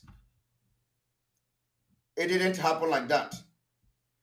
It took them foreign mercenaries, foreign powers to withstand Biafra army. It is repeating again today after 57 years. After 57 years, they came again with their military artilleries into Biafra land. They say they are going to do Operation Golden in Biafra land for 3 months. The 3 months is now getting to a year. Yet, nobody have asked question. When is the military going to leave our street? When will the Nigeria Boko Haram controlled Nigeria army going to leave our street? They have laid siege on our land and nobody is talking. But initially, they wanted to come for just 3 months because they thought that 3 months, they're going to wipe away Biafra people, especially our Eastern Security Network. They have failed. For that 3 months have now turned to 1 year. And we have not even started engaging them. We have not started engaging them. By the time we will start to engage them, they will know that this is not 1967. We have not started engaging them. In the mid-1968, images of the malnourished or starving Biafra people, Biafra children saturated the mass media of the Western world. The plight of these starving Biafrans become a global issue. In foreign countries, they begin to raise some concern. It becomes a significant rise in most of the Western countries. They begin to raise funds, and the prominent international organization, non-governmental organization like NGOs, they begin to come to the Biafra aid. The United Kingdom and the Soviet Union were the main supporter of this Nigeria evil entity. Today, Islamic State of Nigeria. They supported Nigeria government. While during the 1968, France made a shift. Israel made a shift when they come to discover the truth. And some of other countries also begin to gradually support Biafra. And you know, like I have told Biafra people, at a point, the United States of America begin to shift from supporting Nigeria. And if it is today in this technological world, we will be in Biafra today. Because none of those people who were fighting for Biafra then, especially those that Ojukwu trusted some offices in the United States, they all failed him. Because those people in the United States never knew that America was turning back on Nigeria. Only after 57 years, we come to see the secret document of the United States Department of State. How they turned down every request of Gowon. How America turned down request of Gowon in favor of Biafra. The documents were not public then, and the Biafra people had no knowledge. If they had the knowledge that America was turning back on Nigeria, they would have sustained that war. And by now, we would be in Biafra Republic. But maybe that is not how God wanted. God wants the entire world to see the rottenness and the evil entity of Nigeria. God want the world to witness the worst of Nigeria before the Nigeria disintegration. And today, there is nothing in this world that you have not seen about Nigeria. As I'm talking to you today, the president of Nigeria was under attack in his own town. The Nigeria capital, Abuja, was under attack. A city that should be, protected or have the highest protection, the highest security. The prison was under attack. Everybody saw it. All the military hardware is now in Biafra land because the people that were attacking Abuja are being sponsored by the government. They want to take over the government like they did in Afghanistan. But we are 1,000 miles ahead of them. Next year, Nigeria must not exit next year. Everybody's hand must be on deck. We will end Nigeria. Because during the time of this war, it was Biafra versus the world. The United States official position was one of neutrality, but people didn't know. Considering the Nigerian responsibility of the British, that some interpreted the refusal to recognize Biafra as favoring the Nigerian government. That was not the case. But because the people then don't have the knowledge of what was going on. Today, we are in the government in different countries of the world.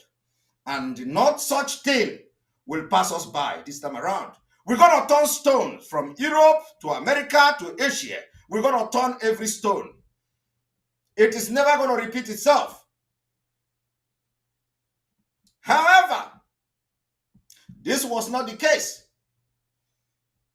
We have unraveled the United States secret document from the Department of State suggesting that the U.S. was about to throw their weight and support for Biafra. But we're unaware of the fact. Biafra people were unaware of this fact because those who should have represented Biafra in the United States were all betrayers. They were all betrayers. Just like you see today, they have betrayed Mazin Namdekano. And even those who try to rise up, they call them all manner of names. They betray them. Those who are on the ground fighting, they label them criminals and they kill them. Those who are in diaspora like us, they call us all manner of names and try to blackmail us so that Biafra will never come. They have all failed. In this modern age, this will never repeat itself. We will turn every stone in Europe, Asia, America, and we are ready and we are already turning these stones. We are doing that already. From 1968 onward, the war fell a form of stalemate with the Nigerian forces, unable to make significant advances into the remaining areas under Biafra control. Biafra, Kechie, Biafra, sealed everywhere. It was a surprise. Biafra controlled area. The Nigeria government then was unable to make any advancement into the remaining area that was controlled by the Biafra army. Due to the resistance and the major defeat in major cities in Biafra land, today I wouldn't say it is repeating itself, but I can tell the story. They can tell the story, and we have not started. By the time we will take the war to them, they will know. We have not started. Another Nigeria offensive was from the April to June 1968, when they began to close the ring around Biafra with further advances on the two northern front. And by then, they managed to capture Iguacha on 19th May 1968. Now, the blockade of the surrounded Biafra territory, this blockade led to a humanitarian disaster. So we didn't die because Nigeria know how to shoot gun. We did not die because of Soviet Union bombardment. We didn't die because of the United Kingdom bombardment. When they began to close the ring around Biafra as the advances and the blockade of Biafra land, leading to the humanitarian disaster, when it emerged that there was a widespread civilian hunger and starvation in the besieged of Igbo area, that was when this advancement began to yield result. But we are assuring Biafrans today that this will never happen again. It will never happen. It will never ever happen. It will not repeat itself. There will never be blockade again over Biafra land. Nigeria was using hunger and genocide to win the war. But Biafra sought aid from outside world. The private group in the US, led by Senator Ted Kennedy, responded. No one has ever been held responsible for the genocide against Biafra people. We are going to revenge during the time of this uprising. We will revenge the killing of Biafrans in due time. We can never forget. We will never forget. In September of 1968, the federal army, the federal government army, plan what go on today, described as the final offensive. Go on. He said it is going to be the final offensive. But the so-called final offensive of Gowon was neutralized by the Biafran troop, completely decimated them. Gowon targeted the final offensive. They came, Biafra decimated them, neutralized all of them. And by the end of the year, after several Nigerian troops were rooted in Biafra by ambush and they were all dead, we dealt with them. The Nigeria side, we dealt with the armies, not the innocent civilians. It was a defensive war. This time around, we are not going to fight a defensive war. This particular freedom of Biafra must come. Must come. It will start this coming year. In the later stage, a southern military government offensive managed to break through. This will never happen again. We are this particular movement to restore Biafra. We are promising Biafra people will never happen again. Never again will it happen. This time around, we will prepare. And we are preparing. It will never happen again. However, in 1969, the Biafra launches several offensives against the Nigeria Fulani government in the attempt to keep the Nigeria off balance, starting in March, when the 14th Division of the Biafra Army recaptured Owerri and they moved towards Iguacha, Port Harcourt today. But we halted just north of the city. We promise Biafrans today that it will never happen again. If we find ourselves in the middle of war, in order to restore our freedom and to exit evil Nigeria that is about to swallow us, this will never happen again. I will not stop this broadcast without also mentioning the May of 1969. Biafra commandos recaptured oil wells in Kwale. And then in July of 1969, Biafra forces launched a major land offensive support by our foreign mercenaries. Pilot continuing to fly in food, medical supplies, and weapons.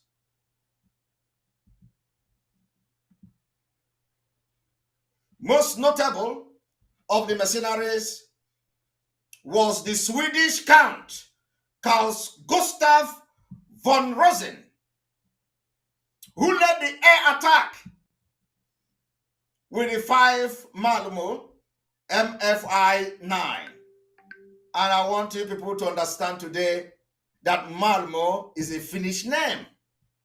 Malmo is a Finnish name. The Malmo aircraft is the MFI-9, a mini-coin small pistol engine aircraft armed with rocket pod and machine guns. His Biafra Air Force consisted of 3 Swedish, von Rosen, Gunnar Hodland, and Martin Lang. These are great men from the Nordic country. Fellow Biafrans, it is not just today it started. Nordic country were part of Biafra war against Nigeria as mercenaries. All the mercenaries that came to fight alongside with Biafra, they were all from Nordic countries. Sweden, Finland, Norway, Portuguese.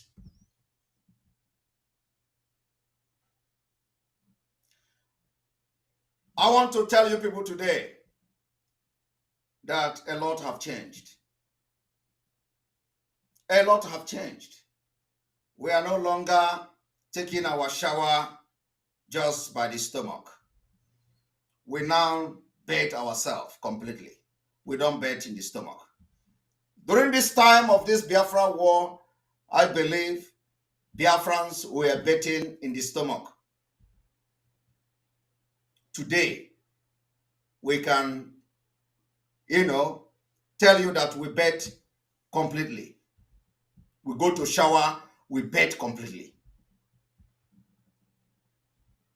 It will never happen again.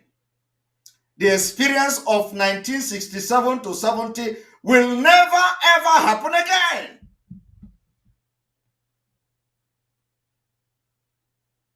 The other 2 pilots were Biafrans as well, great men, great Biafrans, called Willie Murray Bruce and Augustus Okpe.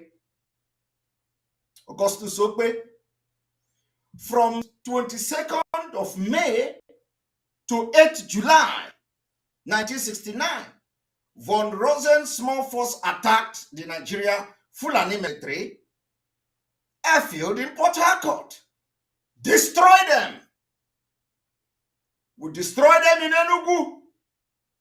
We destroy them in Benin. We destroy them in Ueli. We damage everything they came with. The Nigeria Air Force jet used to attack relief flight. We decimated them.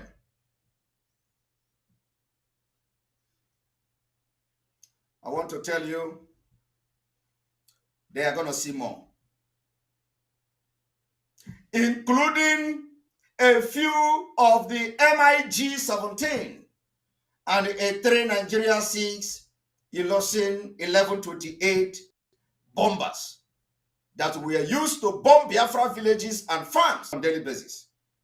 Biafra Air Force, led by a Nordic man from Sweden, we bombed them, destroyed all of them.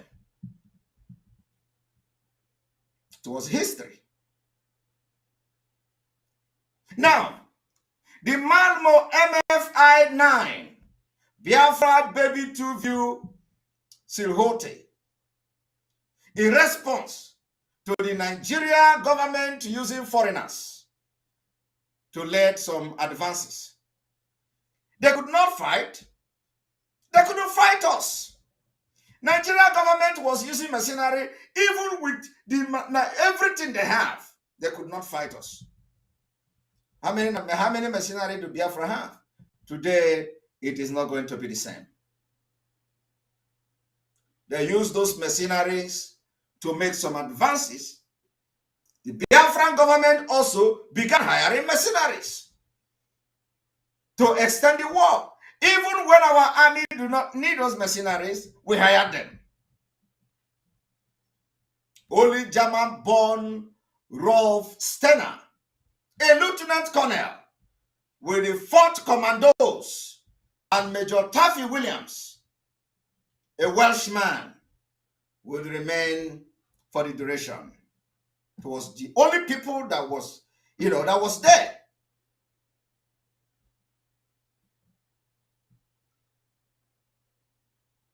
And of course, I want you all to understand that the great men that fought for this particular war, their list are endless. Their lists are endless. Do we mention the Achusia? Do we mention the Effiong? Which one are we going to mention? Biafra had men.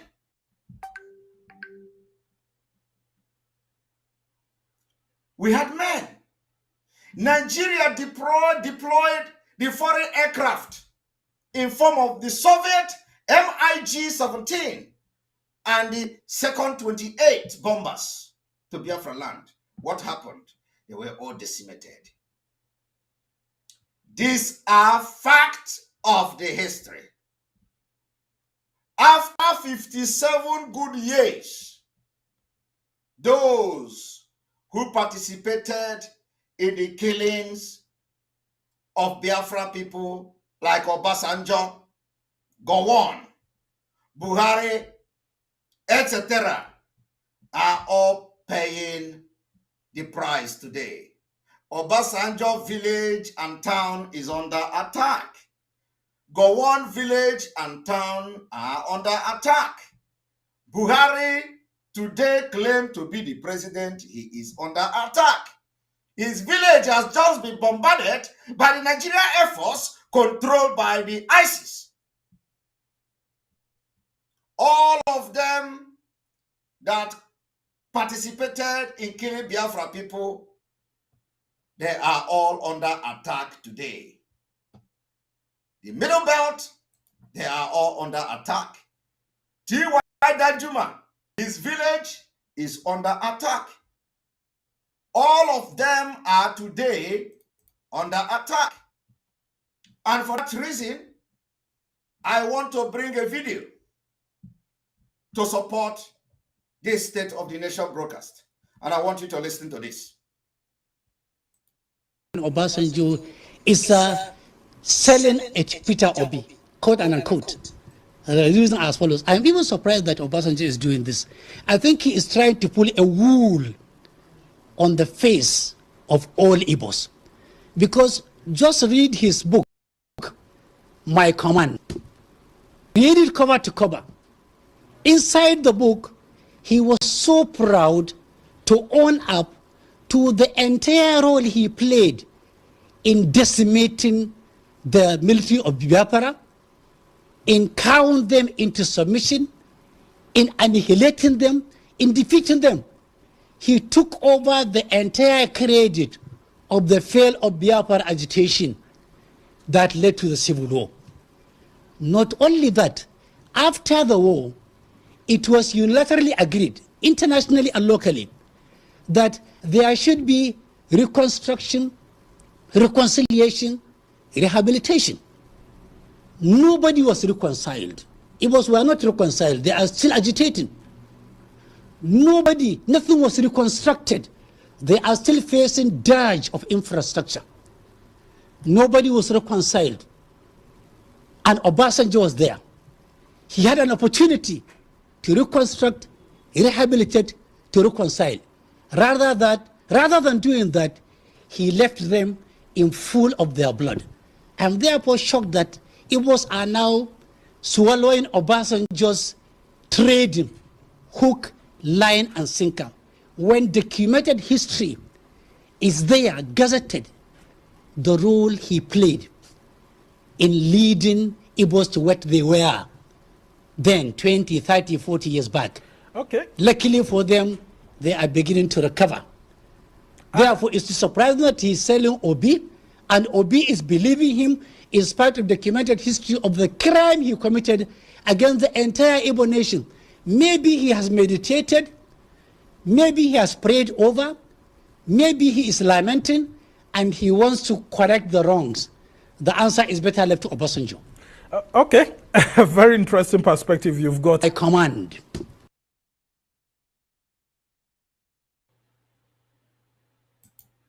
Now, my fellow Biafrans, as you can listen to that man said Obasanjo committed crime against the Igbos by killing Igbos during the Biafra War. Do you see that? After they have killed the Igbos, the Biafra people, and Obasanjo was boasting in his book, and today it was no longer Nigeria. They have now shifted the killings of the Biafra people to one individual who boasted of participating in the killing of Biafra people. I want to make it very clear that Obasanjo killing of the Igbos was not Obasanjo. Obasanjo was working under Nigeria. Obasanjo was killing Igbo in the name of Nigeria. Obasanjo did not kill the Igbo in the name of Obasanjo family. So when the Fulani have continued and they have finished using these people to kill their own people, they will turn around and blame it on them. They will turn around and tell them to take the responsibility. They will turn around and expect the person to apologize. Today, when they are now using Hope Uzodinma to kill Igbo people in Imo State, he thinks he is serving Nigeria. When they are using Omahi to kill our people in Ebonyi State, Omahi will think he is serving Nigeria. When they use Peter Obi to kill Mossad people and today in Isu River, they thought he was serving Nigeria. When they are using Ikbazu to kill people in Abia State, they thought that he thought he was serving Nigeria. When Wike was killing in Obibo, they say you are serving Nigeria. But when they finish serving this Nigeria and they left office as governors, the nemesis will come to them. When they will run to North, North will tell them, go and apologize, you killed your people. Today, Obasanjo fought like a man, according to them, in the Nigerian army to fight against Biafra. Look at what the Fulanis are doing. They are telling Obasanjo, you killed Biafrans. You need to go and apologize. You killed Biafrans in the war. You did this to Biafra. You did that to Biafra. Soludo is doing the same thing today. We have been calling Soludo to order. Now Soludo is going to be killing ESN, thinking he is serving Nigerian government. Ogbaro is under fire. Our men and youth are being killed. The worst is that those people that are being killed are not even members of the Eastern Security Network. They just kill every young man, and the Soludo will also open his mouth and say he is serving Nigeria. I want to play the video again, because by the time the nemesis you come to you, the Nigeria will deny you. Just like they are now denying Obasanjo, they are going to deny you. And by then, you will have us to deal with. Now, listen to him.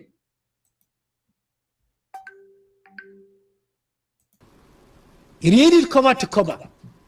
Inside the book, he was so proud to own up to the entire role he played in decimating the military of Biafra, in cowing them into submission, in annihilating them, in defeating them. He took over the entire credit of the fail of Biafra agitation that led to the civil war. Only that, after the war, it was unilaterally agreed, internationally and locally, that there should be reconstruction, reconciliation, rehabilitation. Nobody was reconciled. Igbos were not reconciled. They are still agitating. Nothing was reconstructed. They are still facing dirge of infrastructure. Nobody was reconciled. And Obasanjo was there. He had an opportunity to reconstruct, rehabilitate, to reconcile. Rather than doing that, he left them in full of their blood.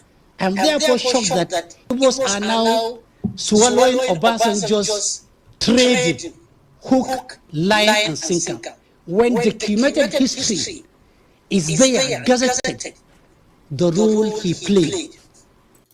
We are not swallowing Obasanjo. We are not swallowing Obasanjo. We are not going to swallow what Obasanjo did. It is not Obasanjo, it is Nigeria. And every other person that were involved. Our grievances is against Nigeria, not against the people that work for them. Of course, against the people that work for them is secondary. So our grievances is against Nigeria. But what the Fulanis want to do is that Obasanjo have come. He participated in the war. So for that reason, Obasanjo should now, after killing Igbo, after boasting of how he fought Nigeria for Nigeria, the Fulani are now pushing the blame of the Biafra war to a person like Obasanjo. That is the result of what Nigeria will do to you. And today, every single governor in Biafra land have not learned lesson because they don't do research. They don't listen to us. The state of this nation is going to be different because it is not just about speech alone. I'm going to give you a speech and I'm going to do something different. Tell the Fulanis that this particular movement to restore Biafra, we are not holding individual responsible yet. We are holding the Nigeria state. Nigeria state is our enemy. And Nigeria state will continue to be our enemy until we bring the Nigeria state down. And it is going to happen next year.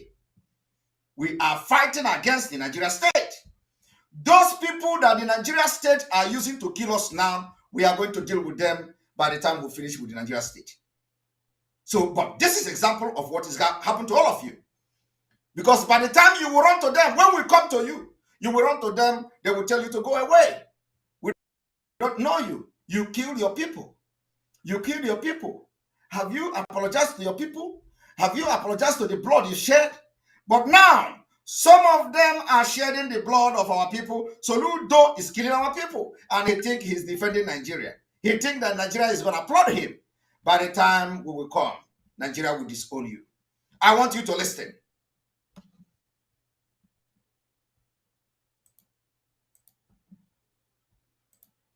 In leading Igbos to what they were then 20, 30, 40 years back. Okay. Luckily for them, they are beginning to recover.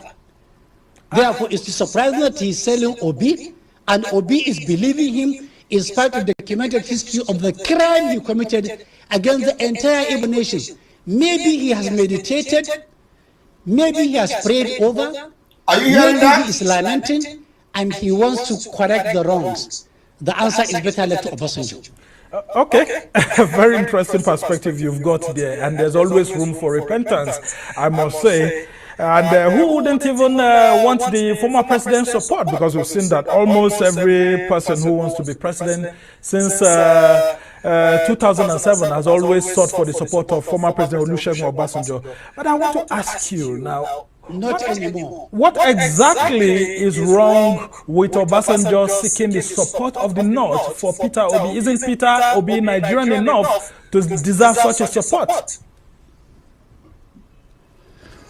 Let me say for the uptake time that under the Nigerian constitution and all operational laws, there is nothing wrong when an Obasanjo canvassing support for any candidate of his choice. There is nothing wrong with an Obi aspiring to become the president of Nigeria. But then there should be a parameter, a yardstick, and a measurement of assessing whether these people are what they said they are, and they are competent enough, and they have the good conscience to sell and to promote. Let us go to Obasanjo. If Obasanjo is coming to the North to seek for a partnership, to sell a candidate, to aspire to promote, protect, and project an Obi, there are relevant questions that we need to ask him. Under Obasanjo, he destroyed the entire economy of the North. Today, nobody can convince any Northerner. The consolidation of the banks, which saw the total I want you to listen to what this man is saying. How Obasanjo destroyed the economy of the North. He didn't say Obasanjo destroyed the economy of Nigeria. He didn't say Obasanjo destroyed the economy of the country. He said Obasanjo destroyed the economy of the North, and they will never forgive him. That is to show you that Nigeria is not one. Yet, some of you are drawing us backward with your ignorance. This man said Obasanjo destroyed the economy of the North. He did not say Obasanjo destroyed the economy of Nigeria. I want you to understand that when you don't know your problem, you can never solve it. We, the Biafra agitators, have identified our problem since 1967. We have picking it up from where it stopped, and we are going to go further. I want you to continue. extinction of all commercial banks of northern origin, because we could not raise the money, because we don't have those type of money to sustain a bank of 25 billion naira then, was done deliberately by Obasanjo to bring the North to its own knees. Is it the same North? Military officers. Is it the same North? Sorry to intervene there. Is it the same North that Atiku Abubakar was vice president in that government and had a lot of senators, a lot of federal ministers and all of that? Under the Nigerian constitution, a vice president is just an appendix. He lives and survives at the mercy of the president. Till today, until that section of the constitution is reviewed, is amended, is varied, I don't envy anybody becoming a vice president. So stop talking about an Atiku. You see, that was not a problem. You know the issue of Atiku, he don't want nobody to talk about Atiku.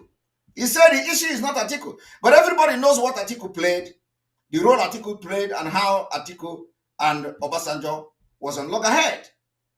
When you want to talk about their own, they protect the person, irrespective of their differences. Our own is that they will use you to kill the people that will protect you and turn around and finish you. I will not end this broadcast without remembering the great men, commanders of this particular Biafra war that we are remembering today. In the name of the blessed memory Odumegwu Ojukwu, Philip Effiong, Albert Okonkwo, Victor Banjo, Ogbuogu Kalu, Joseph Achuzie, Colonel Achuzie, Timothy Onwatuegwu, Humphrey Chukwuka, and then all the other foreign mercenaries that I've mentioned earlier. May they continue to rest and let their spirit continue to fight, because we have not concluded this fight that started. We are going to finish it. Believe me, we are going to finish it. Now, coming to why this thing must end next year, because delay is dangerous. I want you all to listen to this.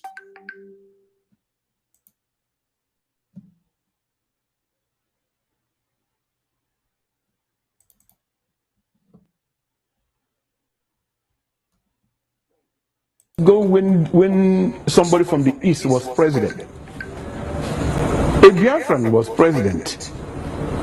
Do you forget? Jonathan was a Biafran. Bayelsa was within Biafra. Am I right? Is that debatable? Biafrans have ruled this country in name of good Lord Kebele Jonathan. Does he deny that? So, when the Biafrans had power, what did Biafra do with the power, brother? Within the time the Biafrans had power, Okonjo-Iweala was Minister for Finance. Was that a lie? De facto Prime Minister. Was that a lie? Batinaji was Minister for Power. Was that a lie? Denzani Madike was Minister for Petroleum. Was that a lie? From there to neighbor. Was that a lie? Aviation belonged to, what's her name? Odua. Was Stella, that a lie? Stella Odua. Ike Kuremadu was Deputy Senate President. Was that was Deputy Speaker. Was it a You want me lie? to continue? Hope Uzodinma was Chairman on Aviation. Was it a lie? The Chairman on Works was Ayogeze, Senate. Was The it a Chairman lie? of Federal House was Obuefi Ozombachi, Federal House. Was it a lie? Chairman of Works, Senate, Biafra. Was it a lie? Chairman of Works, Federal House, Biafra. Was it a lie? Are you there with me? The two deputies in the two houses who were in charge of constituency projects, Biafrans. Was it a lie? Am I done? The person who was in charge in amending the constitution, Biafra. Was it a lie? The person who was in charge in the federal house in amending the constitution, in Hedio, Biafra. Was it a lie? And he couldn't amend the constitution. He couldn't. To create the additional state that you were complaining about. He couldn't. Nobody could. And he spent 10 billion naira in the process. Was it a lie? Are you with me? So, if Nnamdi Kanu here sees this evidence and wants to continue to... You see, the reason why I played the video is for you to understand that all the people and the position this man mentioned was a fact. The only difference is that Good Luck is not an Igbo man, but he is a Biafran. So, all the position he mentioned from Okonjo-Iweala down to the last person, they are all Igbos. Did they make any difference? The answer is no. Because the Nigeria is structured to fail. That is why some of you, when you listen to this, what this man said, which is not even, everybody knows, it's knowledge of everybody. You think that now Ipob will go and do something different. When we had the Minister of Finance, when we have the Minister of Aviation, when we have the minister, that minister, everywhere, they could not do anything because the country has been caged. that not even 1 million of P2B can change it. That is why we are going to end it in 2023. And even our own was the chief of staff, General Ejirika. He fought Boko Haram, he bombarded them. Yet, the effect is not seen anywhere. So that is the reason why everybody must put hands together, financially and otherwise, to end this war. And let us fight it once and for all. And let me tell you today that the people that killed Biafrans in 1967, they will not repeat it again. Never will they try such mistake.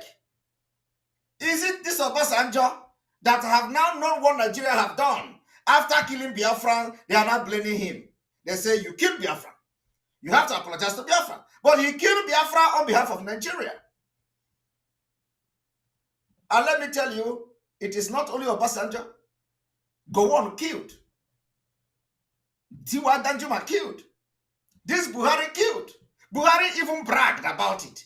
Buhari own is that it becomes a global thing to the extent that Twitter suspended his account.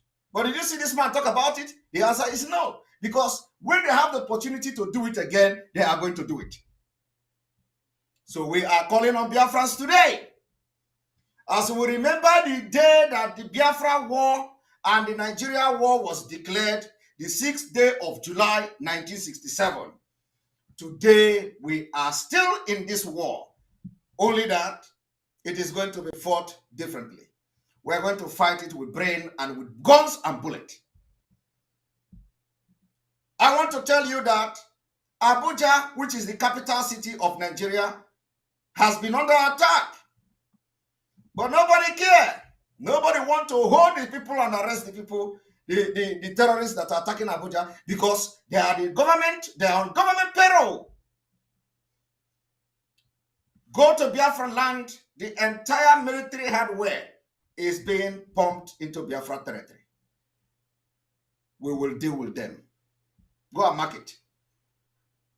Because we are no longer looking face of anybody. We are no longer looking face. That thing that is going to happen in 2030, we are going to let it happen in 2023. And Biafra people, if you fail this opportunity that we have, it may never come again. They are going to kill us. We are going to kill them. And at the end, Biafra will come. May God bless Biafra. May God bless you. A special salute to Mazen Nnamdi Kanu, the entire Eastern Security Network, Sunday Igboho and his entire Oduduwa group. I want to also thank all the group that have come together for Biafra to be restored. My regard also goes to the BIG. The time has come. We will all fall under one umbrella for this history to be made from next year. Nobody is going to fight for us. We will fight by ourselves. But the thing we promise Biafrans is that they will never kill us like they did before. Never will they kill us like they did before. Those of you who are from the southern Nigeria and they are not sending you to go and fight terrorists, those that are attacking Abuja, Kuje prison, those that are bombarding Katsina State, those that are killing people in Kaduna, those that are butchering people in our forest, they are not sending you to attack them. What they send you to come to attack Eastern Security Network, you will die. You will never go back alive. That is a promise. I want everybody to go and look at social media images. We have been written to ICC, we have written to UN, we have done everything, and now it is time we are picking up arms and defend our land. If you have it, bring it. If you don't have it, bring the money. We will buy arms to defend ourselves because the time has come. We are not going to continue to do like witch rat. When the witch rat is is biting you while you are asleep. At the same time, is blowing the breeze, and you will never feel it. No, we are waking you up, because what I want to do is to fight this silent war to reduce the men that we have. We will never going to allow that. And one thing I have to tell them is that they are killing innocent people. The people they are killing are not members of the Eastern Security Network. They know where they are. They know where they are. Let them go there. Why are they killing innocent people? Why are they burning villages? Why are they burning our towns? Why are they killing our women and children? I want you to understand that those military that are killing our people, they are the Boko Haram people, and the only thing they want to do is to help the jihadists to weaken the men in our land. I will never going to allow that. If we allow this to continue for the next 3 months, it will be very disastrous. So I call on all of you to rise up and do what you have to do. It is called self-defense, and we are going to defend our land. The war is here, and we can't run away from the war. We are not cowards. May God bless Biafra people all over the world. Both those that will support and fund this particular movement financially, those that will support in prayers, those that will support physically, those in the medical field, may God bless all of you. We are going to win this war, and we are not going to fight it a very long time. It is not going to be long, believe me, because Nigeria is gone. Nigeria has already collapsed. What you see them doing now is a sign of a dying horse. We have the intel that while they were attacking the military yesterday, almost 50 of the newly recruited military personnel fled. They are all from the south. We also have the intel that they are lacking personnel in Lagos. They needed 120 personnel in Lagos, and they have 50. All these intels, we have it. So we know their capacity. They can't stand us when this thing starts. Believe me, they can never stand us. And any day they are going to come with anything, we will bring it down. I think that is where it's going to start. Anybody that is coming to bomb us, we are going to bring you down. And that is war for the freedom. It does not matter what all these people are thinking about. We don't give a damn. We don't care. The world have rejected us. We can reject ourselves. And let me tell you, somebody have to do it. I am doing it.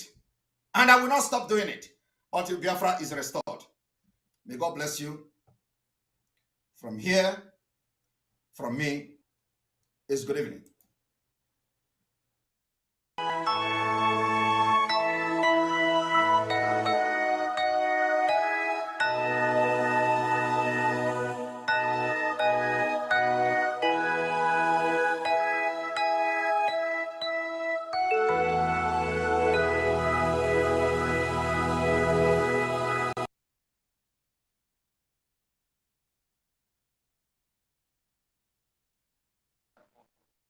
You don't try, you.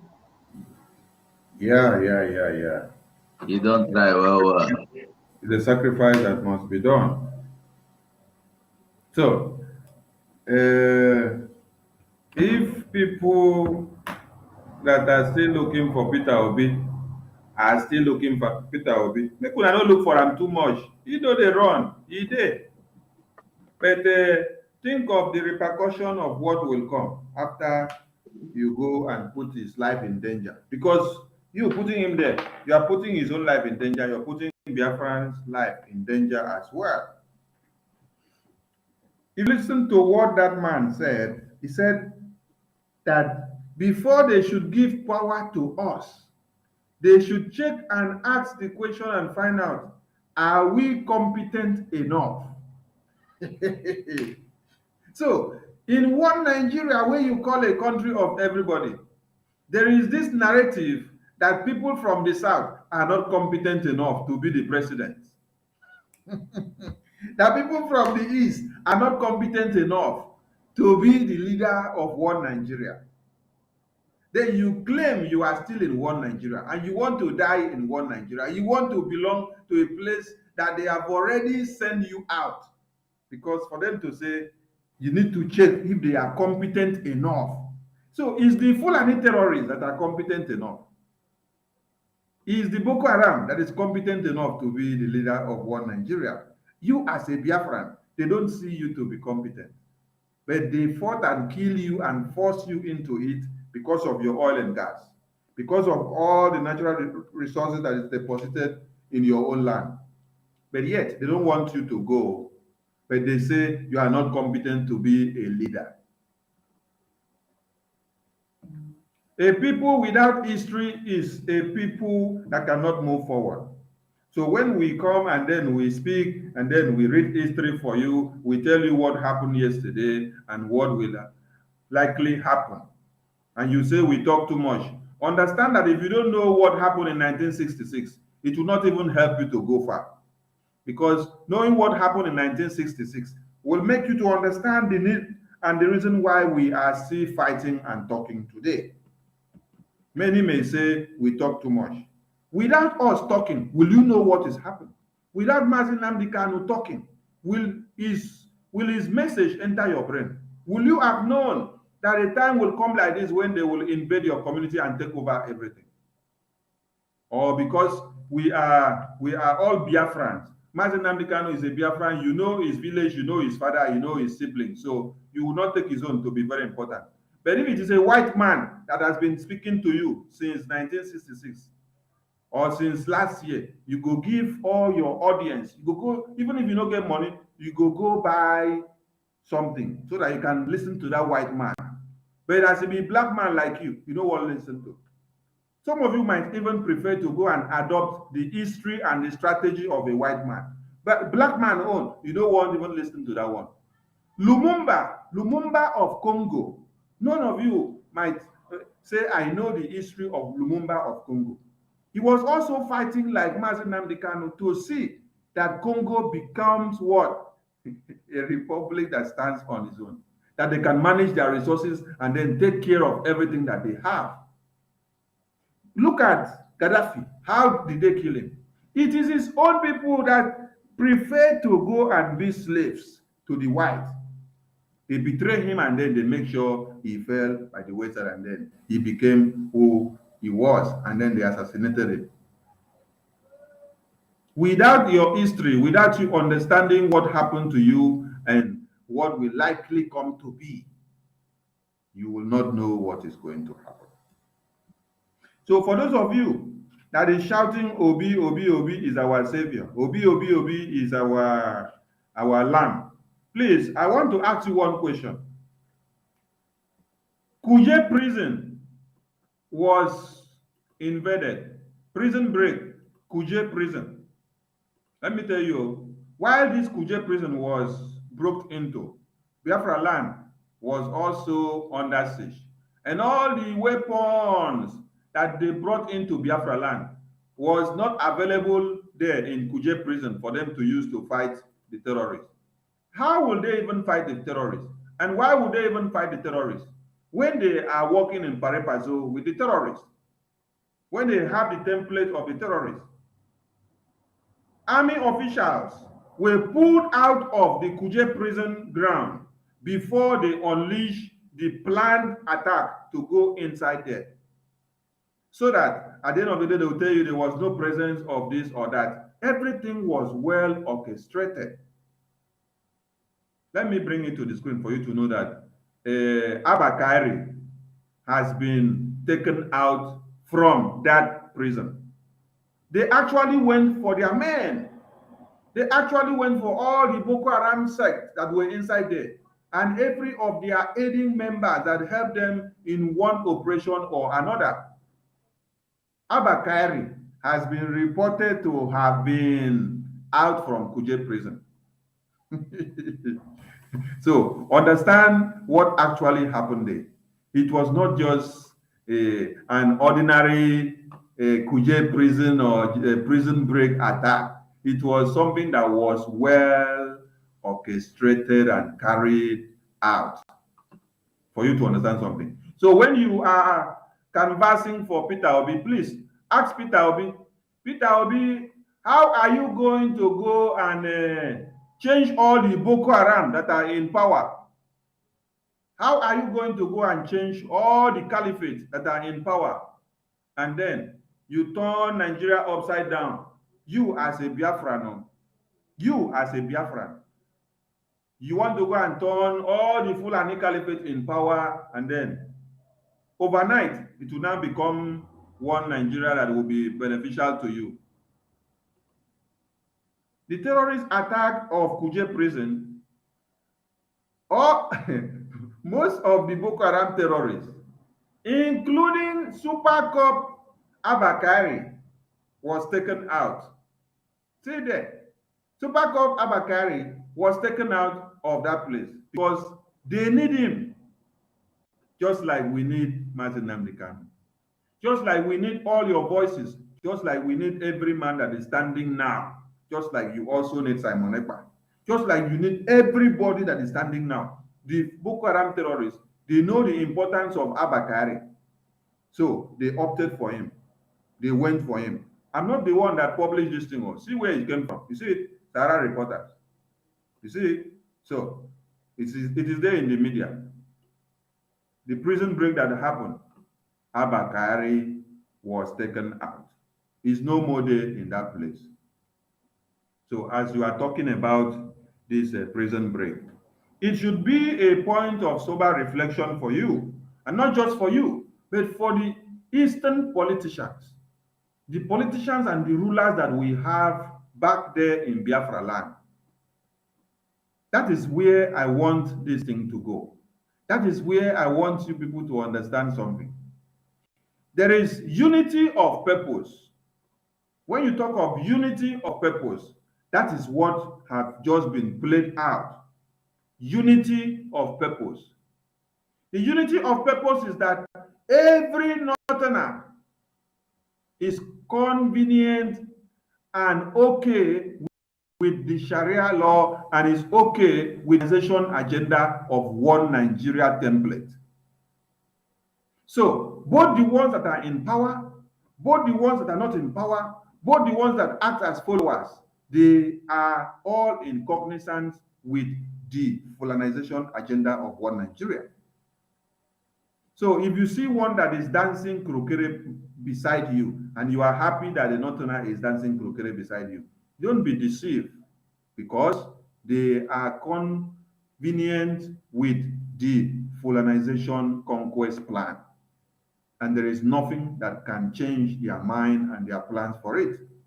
That is why you have the cabals. You have the ones in control of power. You have the ones in the defense. You have the ones in the Air Force. You have the ones in the Navy. You have the ones in the police. The railway line, you have them. In the maritime sector, you have them. The defense, you have them. You have them all over. So they control the modus operandi. They know how they are going to do it. They plan it out because they wanted to get their hitman out. He has a lot of dirty assignments to carry out. The next news you're going to hear is that Abakari has escaped. They don't see him. He escaped also with the people that escaped, the inmates that escaped. And some people were killed in this prison break just to be able to get what they wanted. Will that change anything for you? What I'm saying here is that this should be a point of you studying and understand what is called common interest. The interest of one common purpose. The common purpose that all of them are fighting for. That common purpose that all of them are fighting for. They will do anything possible and go to any extent to keep it safe and protect it. You don't see the caliphate and the terrorists in power handing you over Abakari. You don't see them handing you over the Boko Haram terrorists. What they will do is that they will come back and tell you 1,600 of them, 3,000, 4,000, 5,000 repentant Boko Haram or terrorists have been rehabilitated. That they have repented and then they are going to reintegrate them into the society. They will bring them back. But to everyone that is speaking about freedom, what they do is that they clamp down on them. They do what? They kill them. They arrest them, they lock them up. because they have unity of purpose.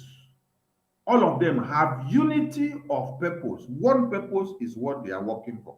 And all of them work together on it. You will not see any of them coming back to fight themselves on one thing or another. But the Eastern politicians, the Southern politicians, we are so ready to sign documents and then kill our own just to be able to please the Fulani masters. Abakari has been taken out. As Abakari has been taken out from there, what do they do to you? They give you a different message. This is for you to see how they see you, but how they see Abakari is quite different. You see? They say that the terrorists, they are not what? Terrorists. They are not bandits. That they are doing it as a normal business. So the attack that just happened today in Kuje prison break, they see it as a normal business. That is how they explain it to you that does not understand what is happening about the Fulanization agenda of one Nigeria. But you now that is fighting for freedom, you are now the one that is seen as the enemy of the country. Why is it so? It is because all the terrorists, all the bandits, all the Boko Haram, all the ISWAP, they have a unity of purpose. Unity of purpose that they are fighting for.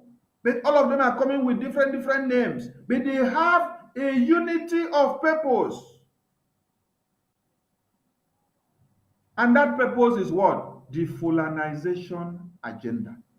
The conquest agenda. 3 days ago, El-Rufai that you see here released over 400 million naira to say they are paying it to terrorists and bandits in Kaduna for them to do what? To stop attacking or killing people in the community. What is that money for? That money is for them to go and buy more weapons.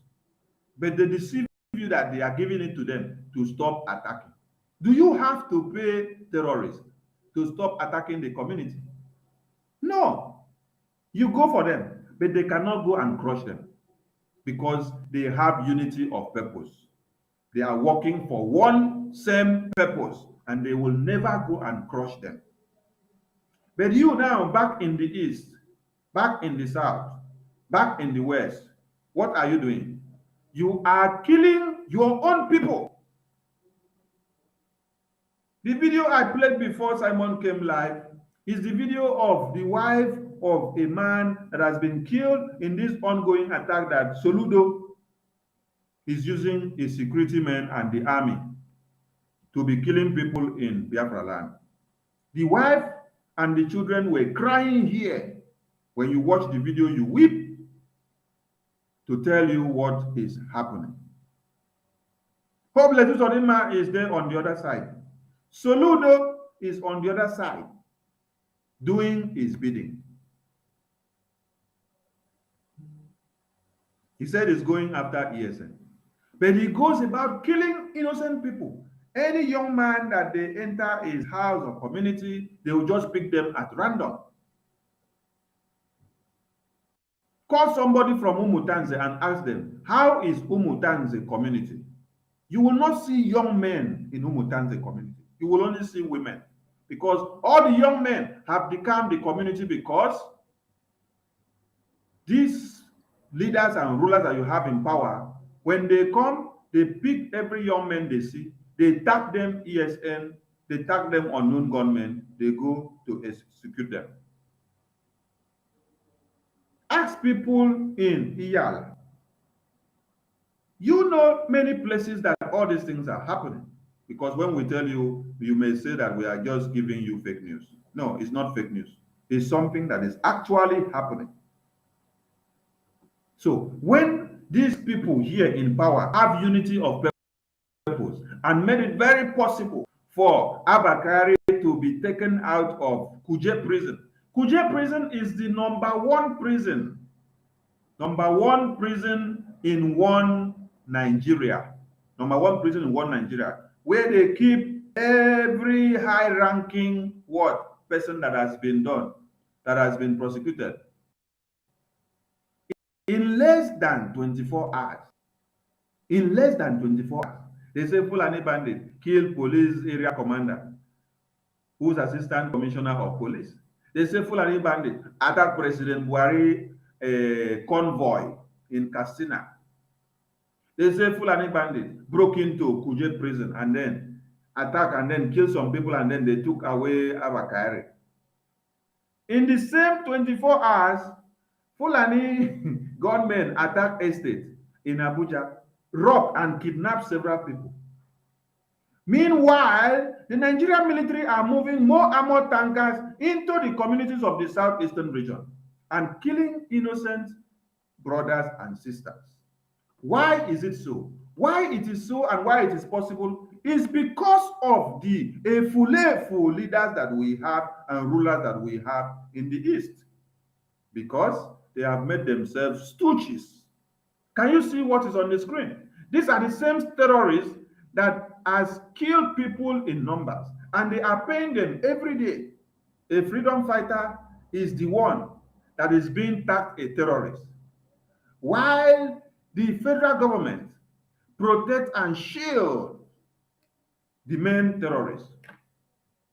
Who tagged IPOB terrorists in the first place? It's our leaders in the East that tagged us terrorists, wrote the paper and then took it to Abuja for them to approve. Now, have you seen, even when the Senate later signed a bill to condemn bandits in the North, have you seen them clamp down on the bandits? No. What they do is that every day they come to write and then speak on the media to tell you that bandits, who are the terrorists, they are doing normal business. That killing people, cutting their throat off is normal business. That they are not like you, who is in IPOB.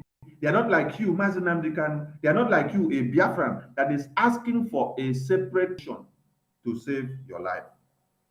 So they are convenient with that unity of common purpose, which all of them are working for only one particular purpose, which is to keep Nigeria as one. Killing every other person that does not agree or is not in the same ethnic values with them, does not imbibe in the same plan with them. More of it will happen when you still continue to support one Nigeria. What you need to do is to dismantle the zoo. For you in your communities, I have a message for you. As a youth, what you need to do as a youth is that you don't wait for ESN to do the work for you.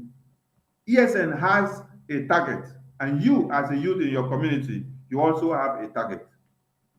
Become the community police of your community. Become the security of your lands. Become the security of your surroundings. That is why when we say hold your leaders accountable, many of you do not understand the interpretations of it. Holding your leaders accountable implies that you meet them head on. You ask them questions of why they are killing you. Now, this woman here that has been crying over the death of the husband. This lady here has been crying over the death of the husband. If the people in this community all come together and then with that dead body of this woman's husband, they go and meet the leader of that community. They let them tell them why they should kill this innocent man. They rise up and then live up to their responsibilities and then hold their leaders accountable. You will see that the business will reduce. This business of terrorists being the ones that understand how to kill people and have the monopoly of killing, it will reduce. But when you become negligent of your responsibility, you voted your leaders into power and your rulers to do what? To lead you, to carry a mandate. It is not to go and stay there to be signing documents just to kill you. No. So when things go wrong in your community, you have the right to do what? To go and meet these same leaders. Go and meet these same rulers that you voted into power. Ask them, why are you killing us? That is why in each community, all of you need to start forming a defense mechanism. While the ESN are in the bushes doing their own, you have a very big work to do within your communities. Because if you don't rise up and do something, they will kill you all. You will not even be alive to send a signal to ESN. So you need to be at alert. You need to wake up. Several communities are forming their vigilantes, where they surround their communities and then they watch. When it's 10 o'clock or 8 o'clock or 9 o'clock, you see that everywhere is shut down. The youth vigilantes are on watch. They don't go and sleep.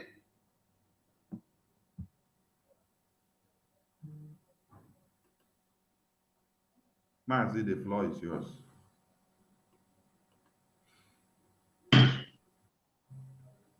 Sonny, you know the tire. You know the tire. Cha, cha, cha, cha. No be small thing, I beg you. Man go die here. I beg you. Let's round up. Okay, well,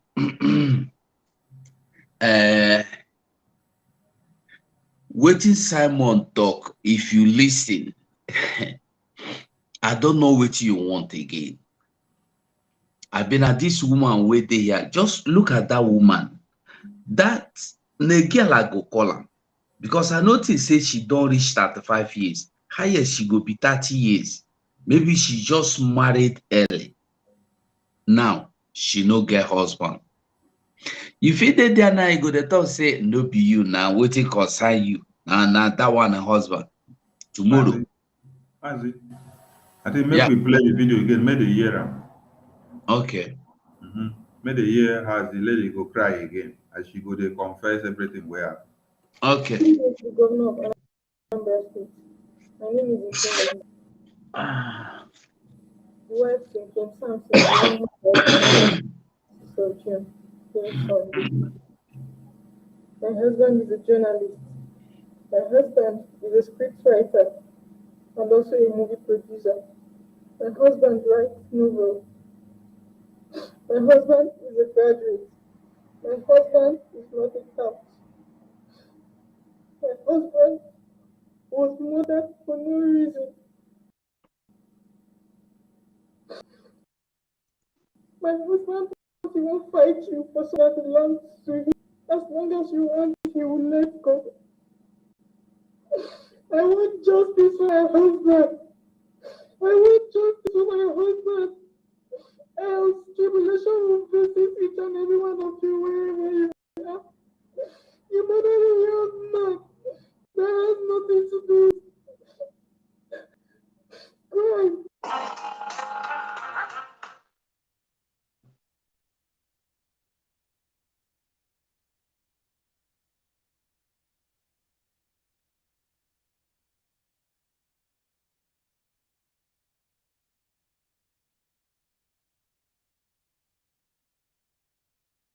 So the voice they come out again. The woman voice they come out. Maybe it's from your end. Okay. But the voice they come out again.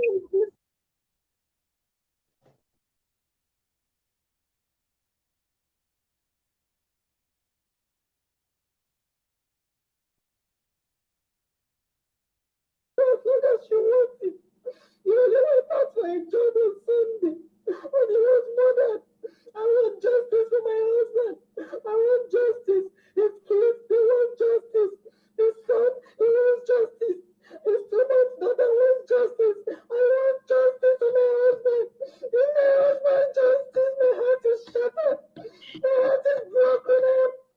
Please, the governor. How's it going? Well, to tell you the truth, this young girl, I go call her girl because when you look at her, you will see a girl. Just see her as your sister, see her as your friend. How would you feel for a young lady like this to lose her husband, not because her husband died or was involved in an accident or was a criminal or died accidentally in active service? No, but just carelessly, wickedly wasted in the name to please your uncircumcised masters. It is too painful. You know, yesterday I was lamenting these people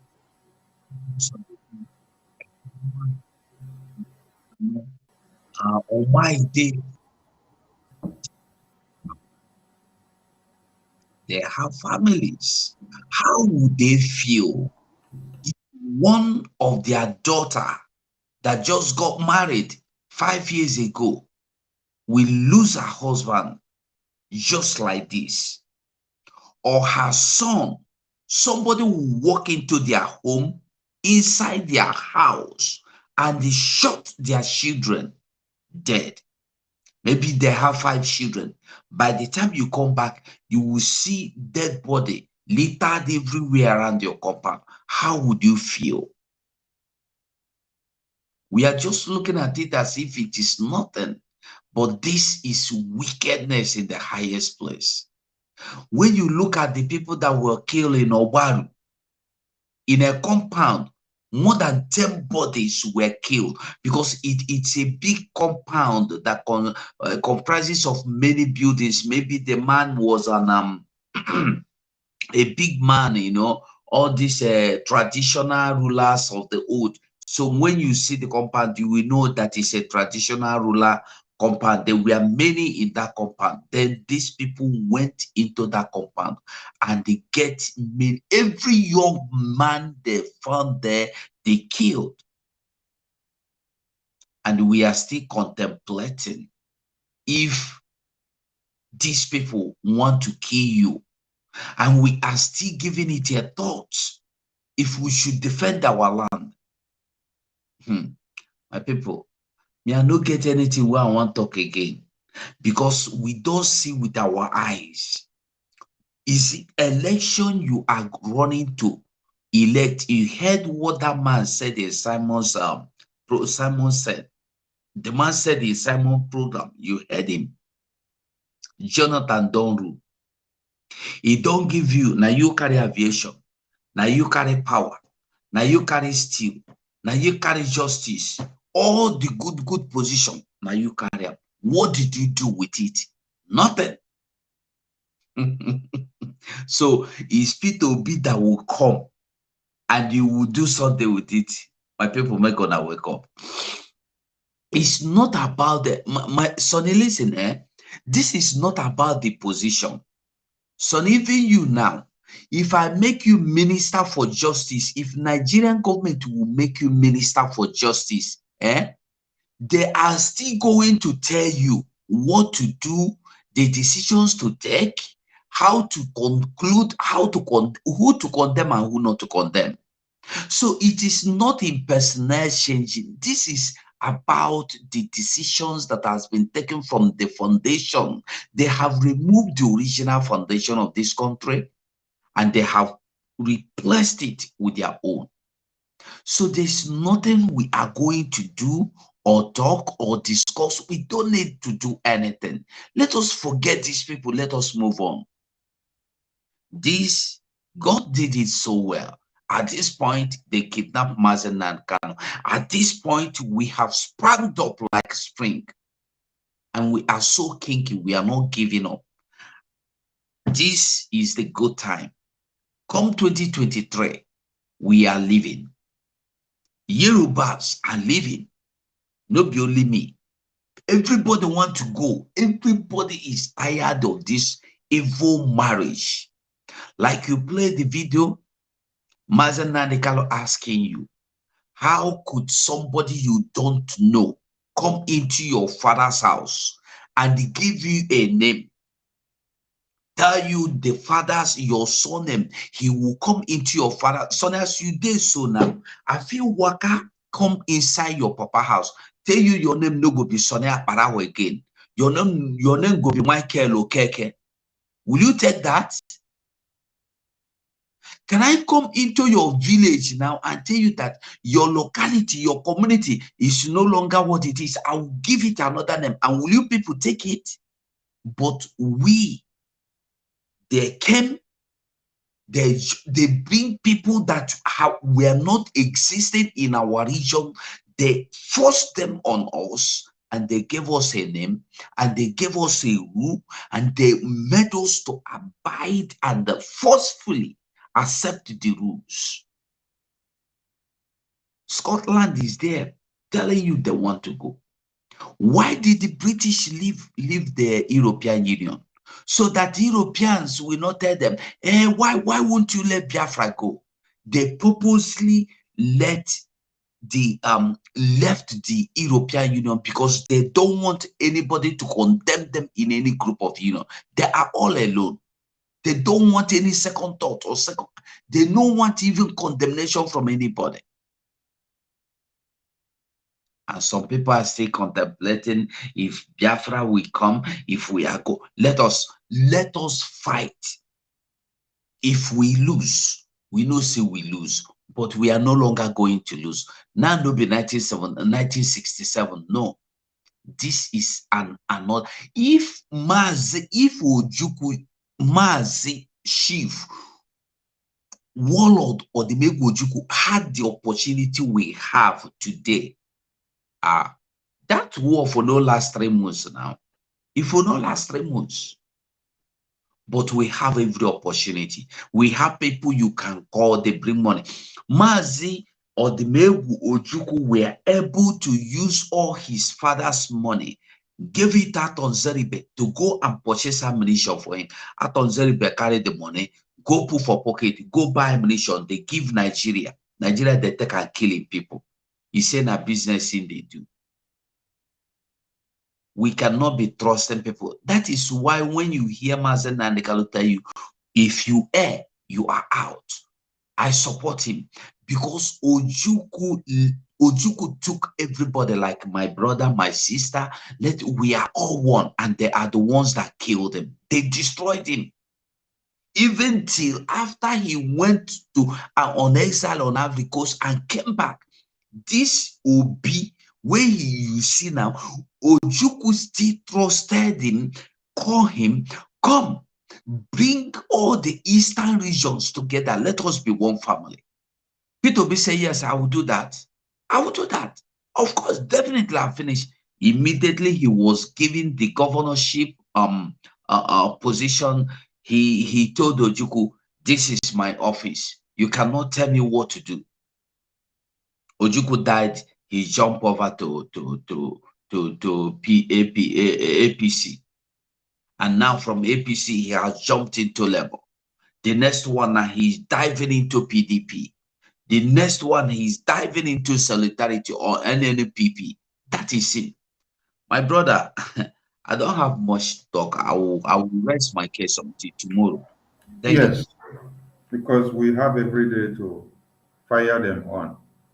None of them have even asked Peter Obi. Peter Obi, when you went to 10 Downing Street or 12 Downing Street in UK, what did they tell you that you came back and the same day you came back, you became PDP? You ran out of PDP. None of them have asked Peter Obi that question. The same place that Buhari went in 2015 and came back and then had his mandate carried out. The same place. The same way that they stood to take the picture when he went inside and had the meeting and came out, it's the same place that Peter Obi came out and stood there and took the same picture. You people don't ask questions. How come somebody went to have meeting, came back, that same day, within the next 24 hours, he don't become the party where he been there before. As he become, within the next 24 hours now, EFCC invited him to come and clear corruption scandal of money laundering. Then he was now telling you, I am not interested of becoming president, but I just want Nigeria to be good. The next thing, they gave him a mandate and said, go and carry the flag of Labour Party so that we can use you to brainwash the Biafran people for their plan of the freedom, so that MNK can be remain inside there, and then you will be blindfolding them with the aspirations and the dream of becoming the next president. So Biafran people, make una wake up. In your community, remain your security and your police and watch out everywhere. This is not time for you to sleep with your two eyes closed and sleep and forget yourself. Be watchful. Your women and children should be your prerogative now. Watch after them and take care of them, because you don't know where the next bullet will come. You don't know who will be the next. So as you are shouting 2023, ask yourself the question, do I even know the community that will be invaded next? So do I even know whether I will even see the 2023 to do the election? Ask yourself the question. Because if Buhari, as people claim, is your president, his convoy, his own car, is not security protected, terrorists attack him. So if terrorists attack the car of a president, how much of the citizen of the country? Where is your own security? So it's not who comes in to be the next president that is the solution. The solution is dissolve one Nigeria. Let us go our way. Give us referendum. If you're not ready to give us referendum, we are going to take it by force. After all, you people have been telling us every day that freedom is not given, but it is taken by force. So power is not given, it's taken by force. And we are ready, because this is not 1966. What happened in 1966, if we had the forces that we have now, like my brother said, we would have gone far. So thank you all, Biafrans, for listening and for watching.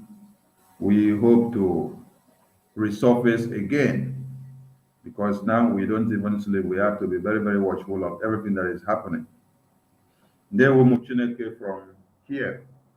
So Mazi 247, thank you for standing tall to the end, even after we join on. I salute you. In like 1 hour and some minutes. So we've made totally 3 hours and a half here now. And we thank our comrades that were here before, which had to leave because of 1 or 2 things. Understandable. So to all you viewers, when we are on joint broadcast and then Simon comes live, do not be shaken. We know how to join and to bring him on the stage when it finally comes up. We are all working together.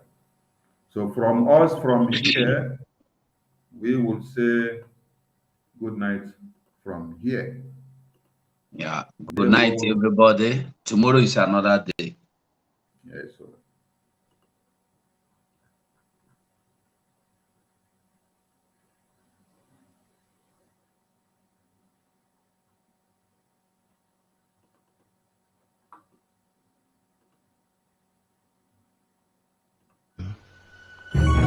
You don't know what it means.